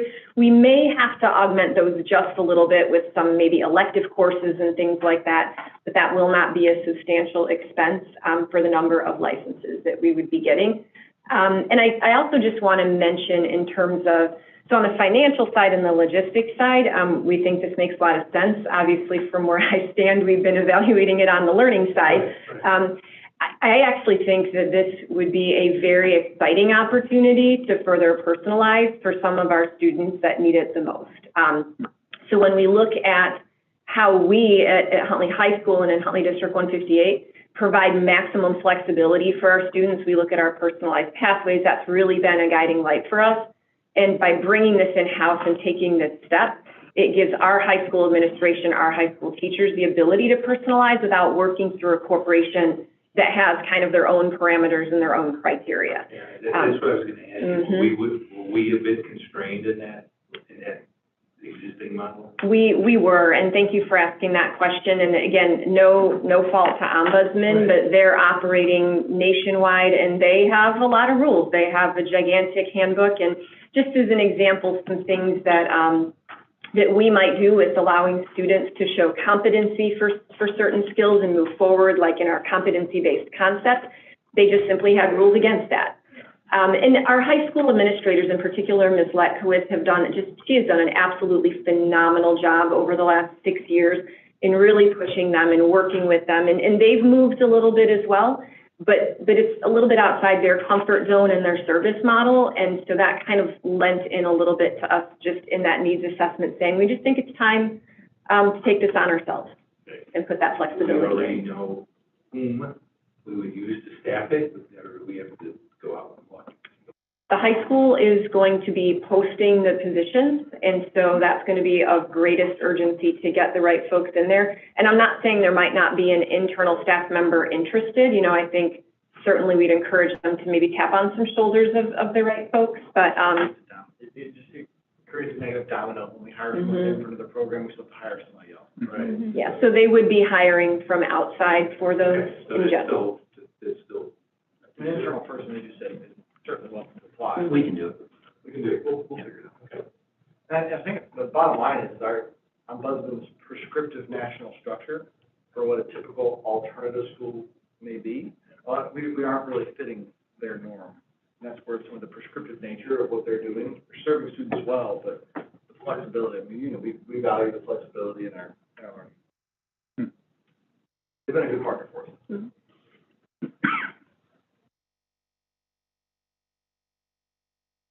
I have a couple of questions.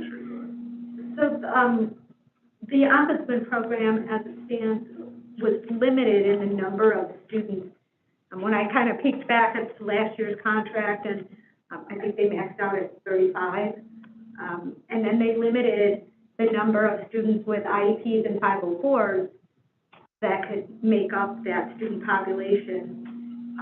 Will that change? Will there be an opportunity to have more students than now that may need this alternative location? And how will this work with our students with IEPs and 504s? So the first part of the question is that we would be looking at the same number of students to serve. And I'll just make a mention that we're running this under the auspices of the Alternative Learning Opportunities Program with the state. It's actually an extensive application and review that we do each year. And it's a 4-hour per day program for students. There's actually 2 sessions that run in a day, so it's 17 students at a time roughly. Students can graduate in the middle of the year though, so we might end up on the year serving more than 34, but it wouldn't be more than 34 at the same time. So that would be our intention. Going forward, there would not be any limit limit into the program based on student status or what their specific needs are, but that would have to be determined based on student needs through the processes. Okay. And that's for serving the students with IEPs and 504s. That's been a topic of ongoing discussion and development for us. And one of those areas where we wanted an increased level of support that through Ombudsman's programs has been a little bit of a restriction. So by bringing this in-house, our case managers at the high school can service the students. If the student with an IEP needs to be placed in that program, they still have to go through the IEP process to determine if that's the most appropriate placement for this student. And a lot of times that's not necessarily the case. There are, you know, it's not, there are different programs that we already have that may, but the flexibility of having a student with an IEP in the program is definitely there, and we can service them with our own people. That's a bridge we haven't had to cross because of other placements in the program right now. Whereas at the onset, That very much was Ombudsman's, releasing their IPs in order to get into the program. And that was a struggle we've had for a very long time with the program. Yeah, And that's that's an area of feedback growth that for I've us heard. that, and one of our motivations.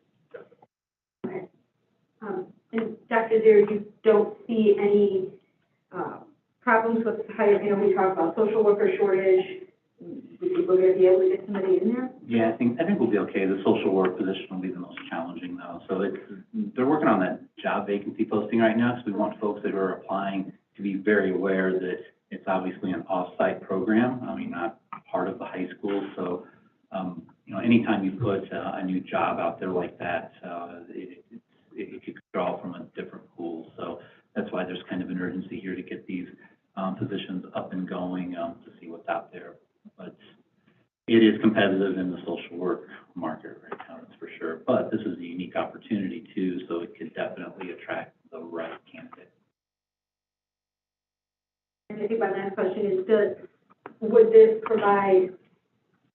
the ombudsman provide summer school? Or does summer school then happen like through the normal process at the high school for credit recovery? So summer school would not run through the Alternative Learning Opportunities program. It would run through the high school with credit recovery classes, which are running all summer. So we do occasionally have students in our alternative school that also sign up for summer school. What is happening with many of those students, though, is that they are actually able to earn, it's a very intensive credit recovery program, and so sometimes they just don't need that summer school once they're in the program, but it's certainly available to them. It wouldn't run through the alternative school, though. These would be, and I'll just want to repeat this, they already are in our current ombudsman situation. These are Huntley High School students. They're getting a Huntley High School diploma, and they're going to be meeting our graduation requirements. That's why we're happiest with them having our teachers, but they also have access to all our programs as well. Okay. Oh, they do. So they can participate in extracurriculars. That's right. No, that's. Yeah. These are not, Right. the expulsion did not Put them, land in this program. This is a dramatic credit recovery situation, school avoidance that has caused dramatic credit deficiencies. So one of the major requirements is I want to say it's more than a semester, if not more than a year behind graduation rate, graduation progression. So it's a dramatic credit recovery situation that requires an alternative learning opportunity. Correct. In order to, where the shortened days, the ability to work at your own pace. I mean, some students are progressing through more courses in the online kind of focused environment than in the school where you're on that conveyor belt, like I've talked about numerous times, a 45-minute class, 5-minute break, 45-minute class, because they can dive in and in a couple of hours dedicated time make some progress on their own, and they progress at a different rate. And this program is the flexibility that they need to get the education on their terms. Right.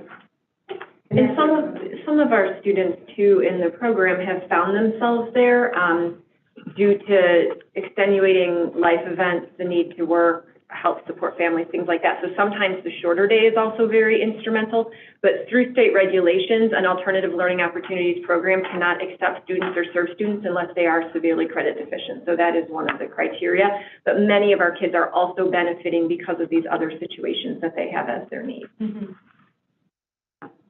And that was one thing that I think some people did, that was a positive, when people learned about the ombudsman program, is that shortened day, that 4 hours, especially if you have a student who really has anxiety or struggle with that long day, looking at that as being, and thinking that might be an option for them, but it's really not, because of the key factor here is the credit deficiency. And that's the driving force here. Correct. And there are a number of interventions the students will go through prior to getting to this point, through our counseling office and with credit recovery in the building, which is, if it's not working, we want them to graduate. And this is a path to kind of remove some barriers for them to be able to accomplish the ultimate goal.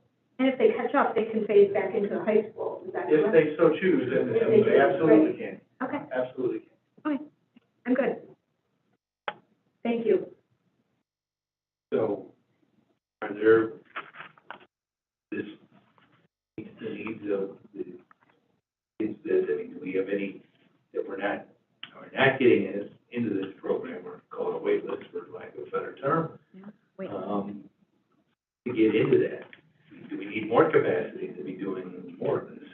There sometimes are students that are in a position where, you know, there's not a spot open immediately. And so that would be a case, Mrs. Letkowitz could give us specific details about how many at any given time. It tends to be a little fluid because a student might graduate in the middle of the year and another student can take that spot. What I will say is that this particular situation, running it in-house, would give us more flexibility. We would not be bound by contract to say only this many. If, you know, if there needed to be an exception, perhaps we could make that decision. I will also say that we've really been beefing up our credit recovery internally in the high school. Right. And so a lot of students, actually, that's our first choice, is to catch up that way and then move to this program. I would say just from a functionality standpoint, that there is a wait list, and that is a frustrating touch point for families that find themselves on that wait list instead of being able to begin their path back immediately. However, us taking this on ourselves now, I don't know, would be the time to expand that, but after doing this for a year or two, that's something that we may be able to investigate.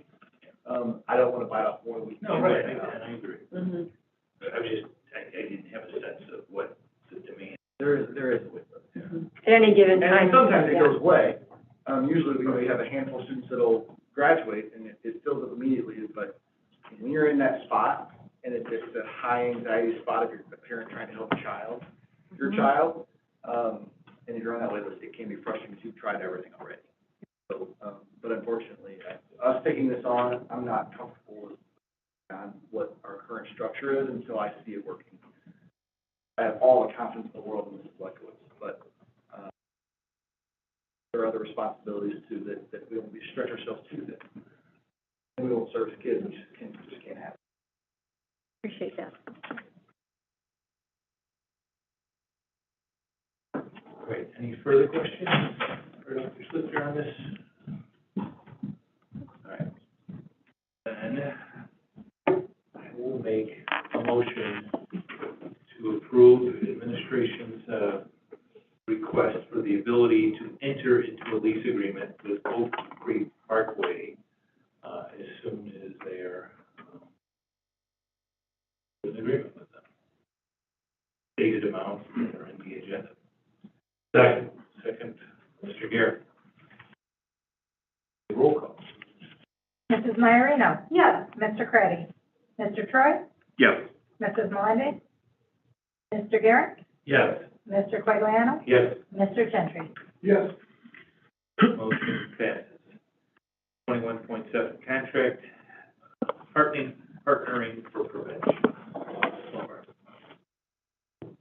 So what you have before you is a recommendation to continue contracting through a contract with Partner for Prevention. The high school has done contracted work with Partner for Prevention, specifically Dawn Netzi, since 2015.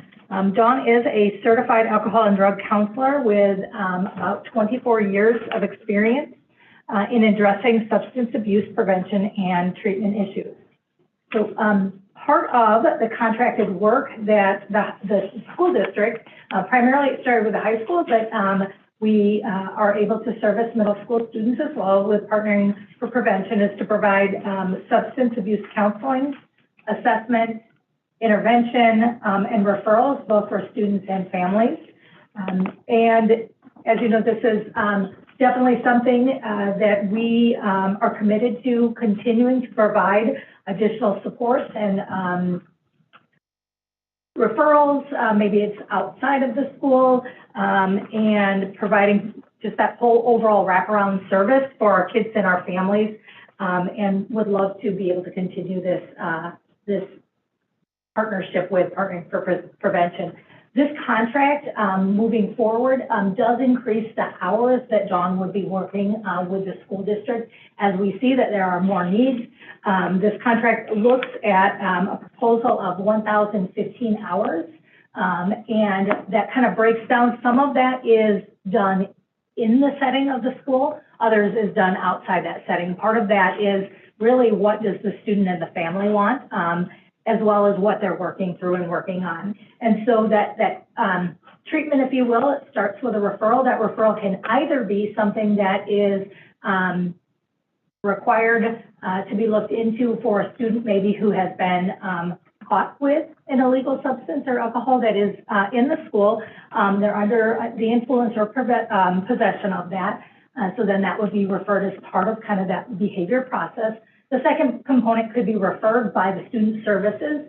As you know, we have the pods and the wraparound services that are in each of our areas of the high school. And so a student can be referred at any time through that support system through student services. Sometimes that may be coming from an actual student going to them, maybe concern from staff that's having that, or maybe even a family who has reached out to the school and they've been working on that component there. And then this would be a next step for the student or the family.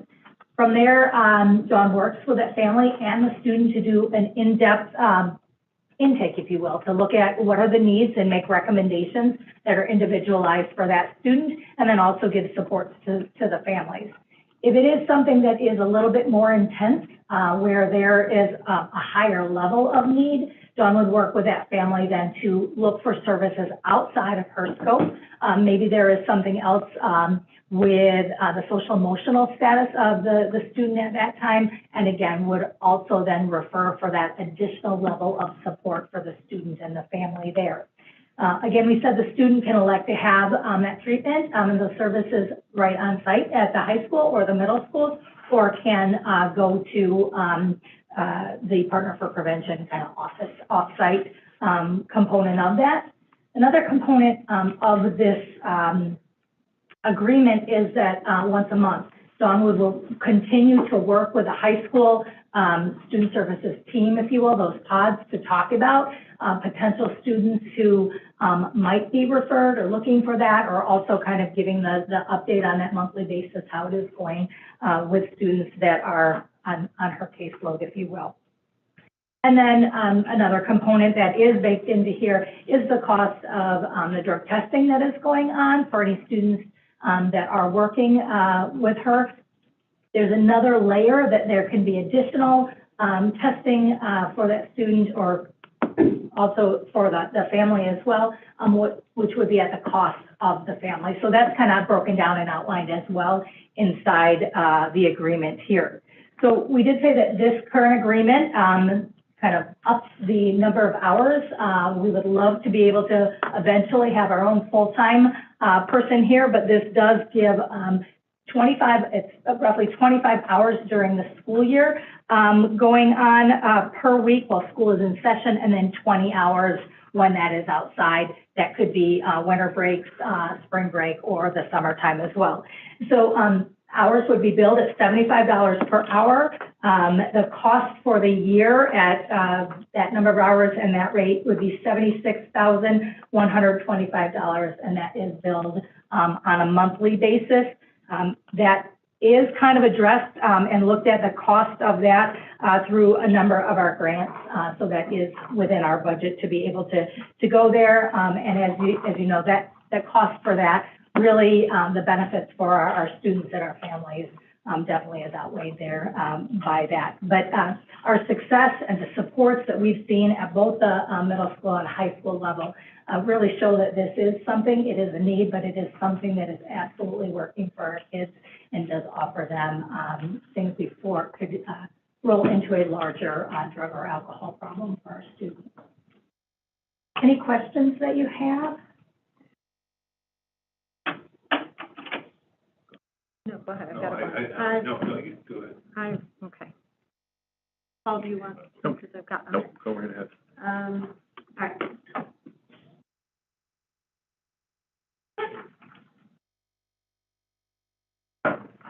So I'm looking at the contract a little bit, and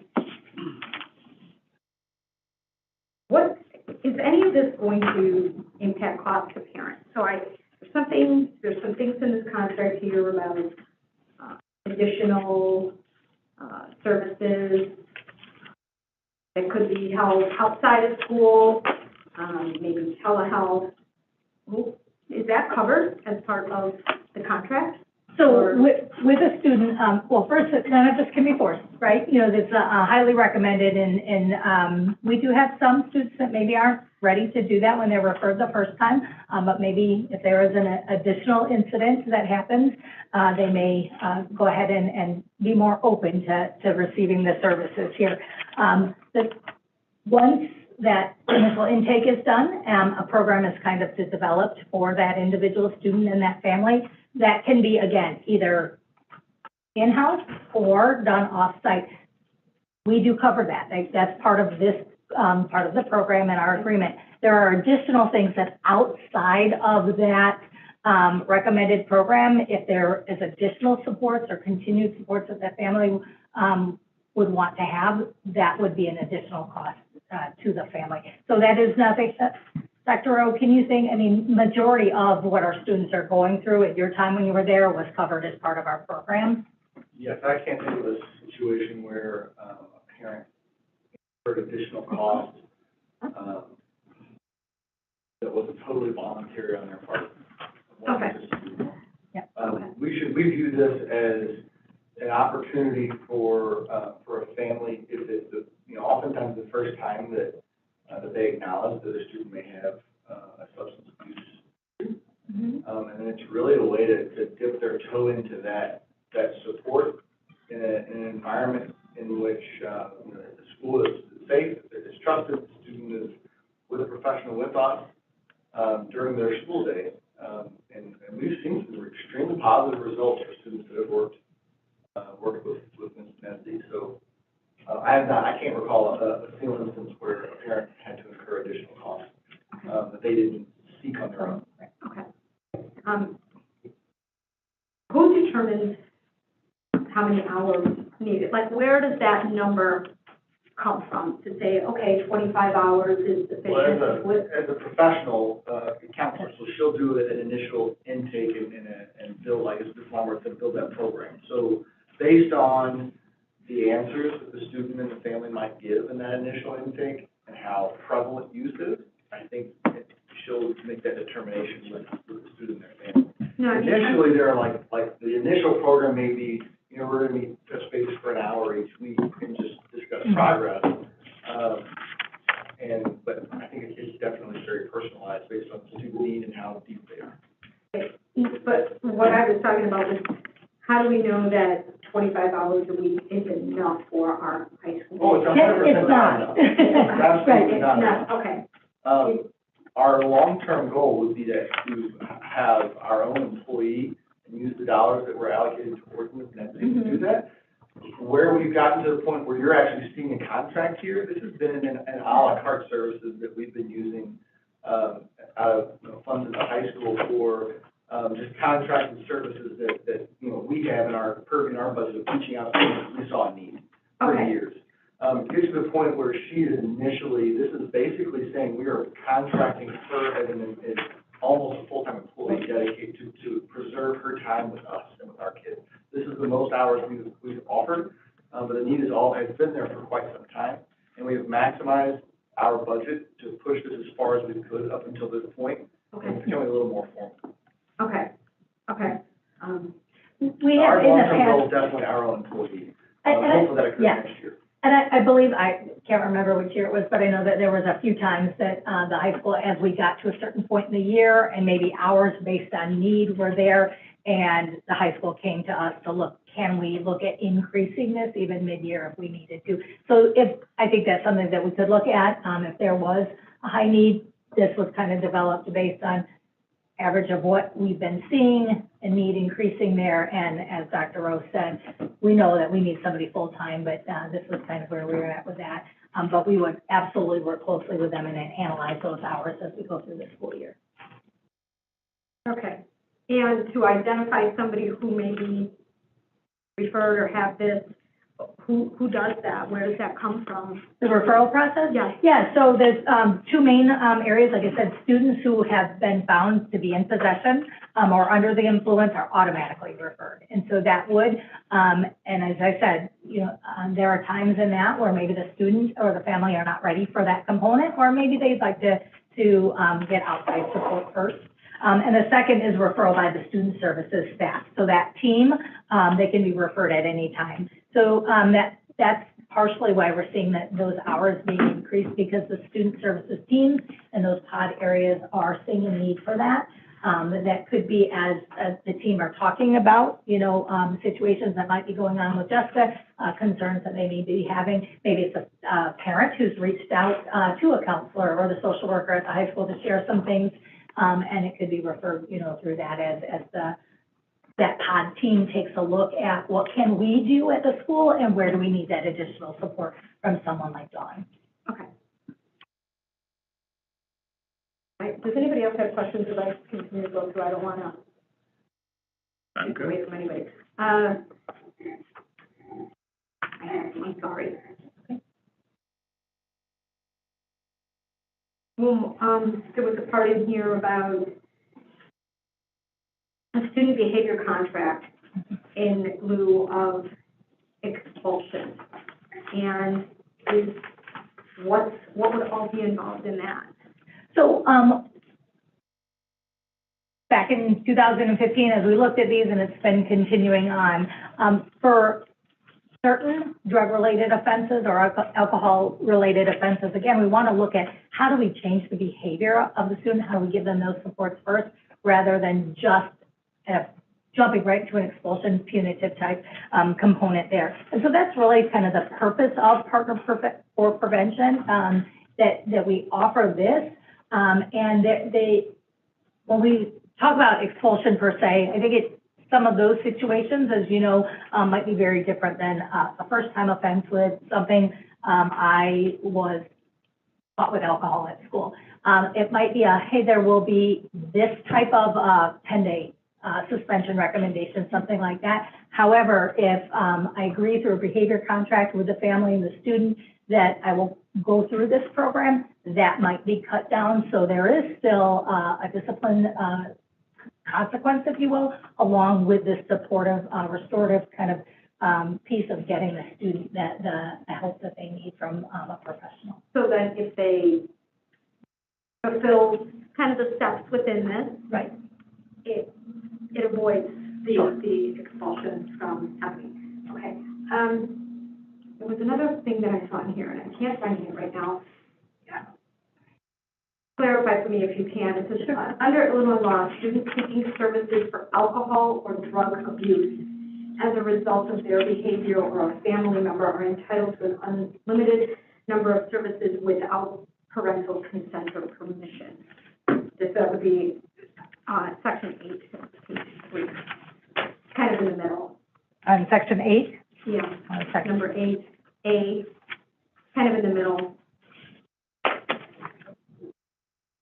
I know under school, well, under law, right, there are certain components where, based on counseling, that you don't need parental consent on, so I'm wondering if that may be in reference to that. I do know that our intakes, we ask for the parents to be there with the student for that component of that. So I have to look into maybe an example of where that would be. Okay. But I do know that law with counseling, that there are some types of counseling where a student can go and get that support services without the consent of a parent. But I do know that we do ask for our families, our parents, and our students to be together as part of that intake. Okay. And I'm just kind of going to go down with it. Sure. And then under 8D, share Illinois Youth Survey data and other relevant data to programming and services completed with, so we're. The Illinois Youth Survey is something that we take in typically, I want to say 8th grade and sophomore year, as part of our health classes, where the students answer questions about students at their school that drink or use drugs, or that's what the Illinois Youth Survey is. So her having access to the results of that gives her an idea of trends that are beginning to develop Okay. from the student body, and she can begin addressing those and advising the administration on maybe health lessons or PBIS lessons that might touch a broader scope. So it's really a beneficial service to us, having a professional analyze that data and advise us. Okay. And then, so moving on then to E, when we're providing Ms. Nesby with a detailed written list of statistics information that we want her to track. So who would receive that information that we're asking to be tracked? Mrs. Lefkowitz and Tammy Broskow, one of our social workers, are the two that analyzed that data initially before Ms. Nesby gets it. So they're the point people for if there's any specific trends they'd like her to get. Yes.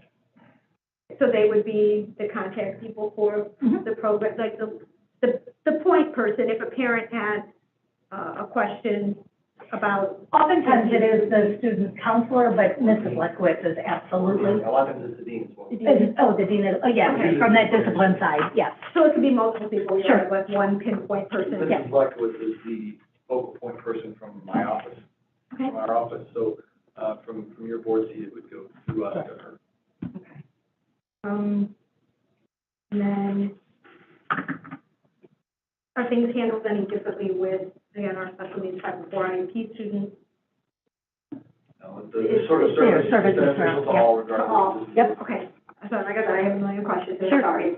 And then I saw the additional services in 13. This is where parents can ask on their own, and this is when, this makes sense, they would incur their own costs. Correct. Correct. And, right, yep, right, so they can say, hey, I want, the prices are a little bit higher to go on the card then. Seems like, the testing went from 55 up to 65 for some of them. But do you know why she needs $100 for a drug screening intake? That would kind of maybe deter somebody in the next section. You know, those are specific details we don't get into. Okay. I think you're at this point, and that's something that is helping your child. If you can go get a test from Walgreens or other avenues if she's not the route for support. So what she provides is the consistent, reliable results versus other tests that might be able to be swayed through manipulation. All right. I think I've exhausted all of my questions, yeah. Thank you. Thank you for entertaining me. That's all right. I do want to say that one piece that is not part of this contract, this part is really for the support for our students being referred in either of those two components there. It was probably a couple meetings ago, Dr. Rowe did share that our drug screening, random drug screening for athletics and activities through Northwestern, they no longer offer that service. And so we are working with the high school and Ms. Mitzi here to for her to kind of take over that. She's putting together that proposal and whatnot. And so we will be coming forward here very soon with a continuation of that. Again, she knows our school, she knows a lot of our students, our staff, and we really feel that that could be a great segue there. Yeah. Continuing on that, but developing this partnership even further. Absolutely, I agree. Thank you. You're welcome.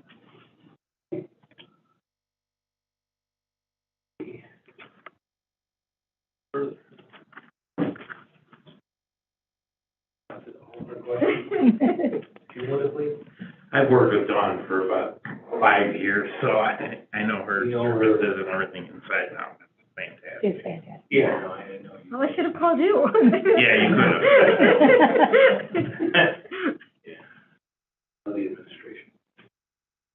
So, all right, I'm trying to stall here for Mr. Troy, but there's four of us here. So I'll make a motion to approve the contract with Partnering for Prevention as presented in the agenda. Is there a second? Second. Garrett, can we have roll call? Mr. Gentry? Yes. Mr. Karen? Yes. Mr. Troy? Mr. Quagliano? Yes. Mrs. Melende? Mrs. Maiorino? Yes. Mr. Craddy? Yes. Item 21.8, school year 23 non-union rates, Dr. Zier. Yeah, as you know, we have employees that are in different unions, different categories. These are the rate recommendation increases for our non-union employees. So as you go through those bulleted points, and just to highlight, a few of these, our OTs and PTs, their agreement essentially that I've worked with them reflects the HEA contract. So, what HEA will be doing come September would be the same thing. We're still under 2 years with HEA right now. So we, about 2 or 3 years, we got the OTPTs moved to that similar language, and it's worked out very well. So as you continue to go down that, another group of folks who have annual contracts recommending a 3.5% increase.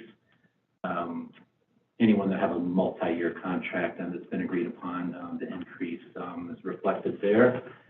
Any market adjustments that were made, they were in the personnel report tonight. We do have the component here with our remaining administrators that did not have administrative benefits to phase those folks in July 1 and January 1 to the benefits that they weren't receiving over the years. The at-will employees, just primarily this building, and then we do have some folks out of the building that are considered to be at-will. The recommendation there is a 5% increase. And then 2 groups here where we need to adjust that pay. The elementary supervisor, lunchroom recess supervisor position from $12 to $15 an hour, and then our mobile techs who work out at our buildings with the Chromebooks and the help desk, moving their hourly rate increase to $16. You can field any questions. And they're moving from what rate? So right now, that lowest rate is $13.97. So we really didn't have an established base rate there for them that this would establish it. We've kind of gauged folks as we've replaced and brought folks in. So we've got 6 individuals that are at that rate. So, wide variety of Yes. types of employees and different reasons for different various increases. Okay. Is there any questions concerning factors here as presented here? Got non-union rates. That I'll make a motion to approve the fiscal year 23 non-union rates as presented in the agenda. Is there a second? Second. Mr. Gentry, if roll call. Mr. Quagliano? Yes. Mr. Creddy? Mrs. Melende? Mr. Guerin? Yes. Mr. Gentry? Yes. Mr. Troy? Yes. Mrs. Iarino? Yes. Motion passes. 1.9 is a year contract presented for Dr. Del Castillo. This would be a 3-year extension, a renewal, I guess, of her current contract. Any questions on Dr. Del Castillo's contract? Their standard contract, which is years. Dr. Castillo, we're willing to spend 3 more years with us potentially. I'm honored and privileged to spend my next 3 years here. That's excellent. Does anybody have any questions concerning this contract? If not, I'll make to approve the multi-year contract from 2022 to 2025 for Dr. Del Castillo. Is there a second? Second. Raised for that. Oh. I don't know who got that. What do they call it? I heard. Yeah, it's the Gentry Guerin. Gentry Guerin. Just want to give it to Mr. Gentry. Mr. Guerin, you can take the next one. All right. Okay. That motion, we have to roll call, I'm sorry. Mrs. Iarino? Yes. Mr. Creddy? Mr. Troy? Yes, absolutely. Mrs. Melende? Mr. Guerin? Yes. Mr. Quagliano? Yes. Mr. Gentry? Yes. Passes. Congratulations. Thank you. Item 21.10. A year contract for Lemoyne. So you're willing to spend some more time with us. Excellent. I echo Dr. Del Castillo, honored and privileged. All right, well, that's excellent. Does anybody have any questions related to their tax rate? If not, make a motion to approve the multi-year contract for Alex Lemoyne. Second. That is Mr. Guerin. Thank you. We got that one. Okay, can we have roll call, please? Sure. Mr. Guerin? Yes. Mrs. Myrino? Yes. Mr. Quagliano? Yes. Mr. Craddy? Mr. Troy? Yes, absolutely. Mr. Gentry? Yeah. And Mrs. Melende? Motion passes. Congratulations. Happy to. 21.11, principal mentor contracts for 22-23. Jill Hawk, Dr. Sir. Yeah, this is a principal mentor contract for Dr. Jill Hawk. Dr. Hawk has worked in this capacity this past year, actually, with Michelle Happel. She'll be working with our new principal, Paul Mo, sorry. Wow, Michelle's been here longer than that. It was Michelle 3 years. It was Michelle 3 years ago. So Dr. Hawk has done this before. So this is old hat to her, as you all know. Dr. Hawk is a retired administrator from Crystal Lake 155. She'll be helping out our new middle school principal, Stephanie Mitchell, this year. So we have had great success with administrators, been retired administrators that we brought in to mentor our principals sometimes when they're in a new building. And now I'll point out that, we obviously have another new principal who's entering, Mrs. Marzullo comes with extensive experience as a principal already, whereas Mrs. Mitchell, 2 years completed. So it's that bridge of mentorship towards success that the Hawks, both Dr. Joe and Joe Hawk and Dr. Brett Hawk have provided a great resource for us. And then this year, Dr. Connie Collins with Rashonda Henson. This has been a really nice addition, and we're grateful to Dr. Hawk's willingness to continue working. Thank you very much. People. Okay, anybody have any questions related to this? I'll make a motion to approve the principal mentor contract for 2022-2023 with Dr. Jill Hawk. Is there a second? Second. Gentry. Can we have roll call, please? Mr. Quagliano? Yes. Mr. Craddy? Ms. Melende? Mr. Guerin? Yes. Mr. Gentry? Yes. Mr. Troy? Yes. Mrs. Myrino? Yes. 21.12, agreement for provisions of alternative transportation solutions. You gonna tag team this? Well, we'll see. I'll take the lead and Mark will jump in on any financial kinds of questions. As you know, he kind of kicked it off there at our committee of the whole, as looking for a not outsourced but possible contract with ALC. As you know, it's just another solution to assist with our current lack of resources and various difficulties we've had with some of our internal routing, just with those, resources. We're continuing to recruit. We're going to continue to interview. What the contract is, or the agreement is before you, it offers us quite a bit of flexibility.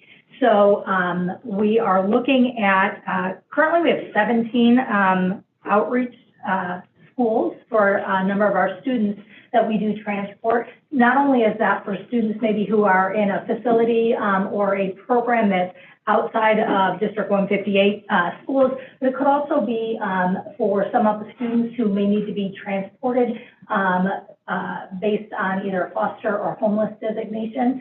And so ALC specializes with transportation for all three of these populations. We're looking at going into an agreement with them and looking at where our needs are. We currently are able to, through a variety of taxi services and other types of transportation, transport the majority of our students with utilizing, this year it was 7 of our drivers and 5 of our bus aides. that we were able to do that.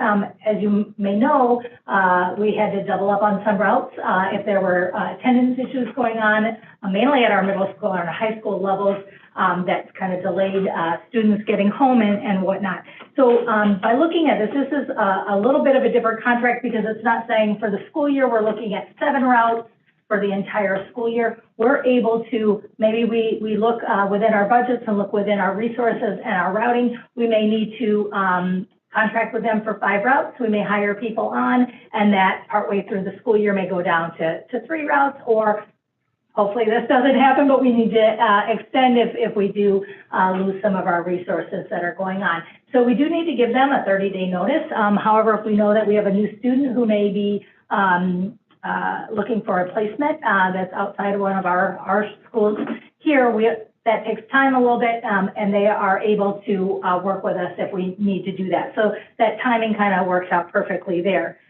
What you'll notice is we did attach on there some of the other services that they offer besides just being the transportation. If we needed any of the specialized equipment, they're able to do that. They can provide, they call it a bus monitor, it's our bus aid. They could provide that, or we could provide that with them. So it just, depending on what the need of the student or that route is, would fluctuate the cost a little bit there. They also then have a person who's kind of the router for however many of the routes that we would have, where they would be that point person for parents. If a parent had a question, they could call us and we could be working with them. We could also see where that bus is, but their router is also able to see that. So could say, yep, they were stuck in traffic, student will be home in 12 minutes or something like that. They also work, they have shown through some of our referrals and things that Laura Hooper has reached out, that they're able to provide consistent staffing there, which I think when we're looking at, maybe it's a special needs route, it could be giving some of the stability for maybe a student who is living in another district, is continuing to come here because of the homeless situation. It's giving that stability and that comfort to the family and that student. And so they're able to provide that consistency there. They're also able to, if there was a reason that that driver or bus aide would be out, maybe it's a sick day or something like that, they can fill that with their own resources that are on with that. But that communication, that specialized training, again, this is what their company does do, right? And so when they're looking at special populations, they go through quite a bit of training. They would also work with us so that they knew a little bit about the students that they would be transporting. So if there were things, maybe there's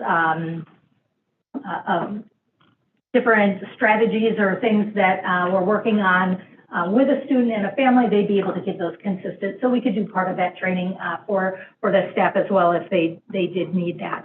So again, we're just looking at being able to add one more contracted kind of flexible service with that specialized training, so that if we did find ourselves in a bit of a pickle, we'd be able to do that. We do anticipate that we would be starting the school year with a handful of routes for that as we continue to hire on individuals. But again, it would not necessarily be all 17. If we did that, that would be a really hefty price tag on there. But as Mr. Altmeyer knows, our taxi services that we are utilizing right now, they're stretched thin. Sometimes it is a difficulty if somebody is out ill to be able to get that, and then we're kind of scrambling for that resource in here. And their costs were slightly higher for our taxi services.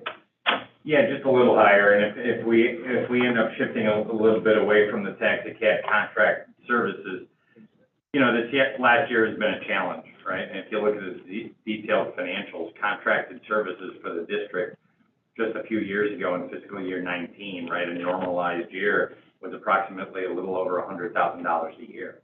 This year, with the additional needs that we have because of the environment that we're in, the economy and COVID and everything else, we're upwards of a little over $300,000.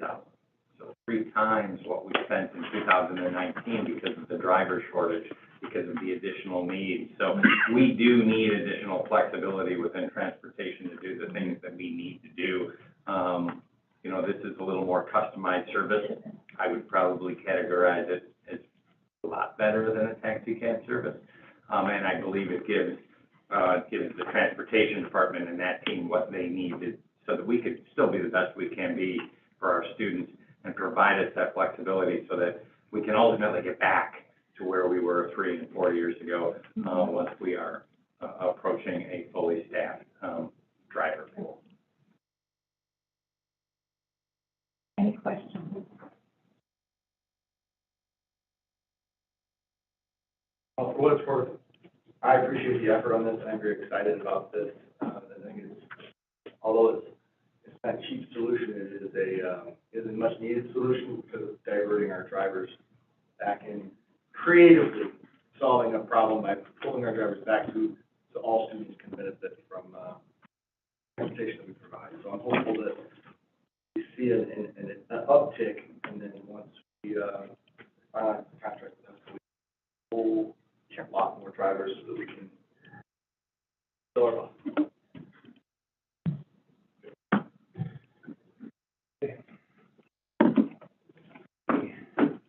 Questions or comments?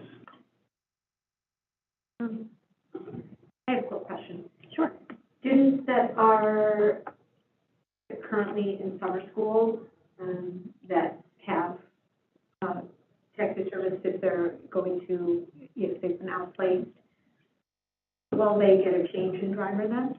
Or will they stay with their same? So I think in summer school, we have a lot more flexibility to utilize our own resources. And so if a student during the school year was receiving taxi services, we have noticed that we've had more of our capability to utilize our own drivers and bus aides. I think we would work very closely with the special education department to see if that is something that that student or that family could have a change, right? Sometimes that's not necessarily the best, and we would continue on that support for a student. Others, so it wouldn't be something we would do without having a conversation with the family and determining if that is something that's in the best needs for that child. Okay. Yeah. Perfect, thank you. Anything further? Further, I'll make a motion to approve the agreement with ALC Schools LLC for additional options for contracted services for transportation of students. Second from Ms. Marino. Roll call. Mr. Gentry? Yes. Mr. Guerin? Yes. Mr. Troy? Yes. Mr. Quagliano? Yes. Mrs. Melendi? Mrs. Maiorino? Yes. Mr. Craddy? Motion passes. Going to adjournment. Motion to adjourn the meeting at 9:38. Second. Okay. Marino. All those in favor say aye. Aye. Opposed? Meeting is adjourned.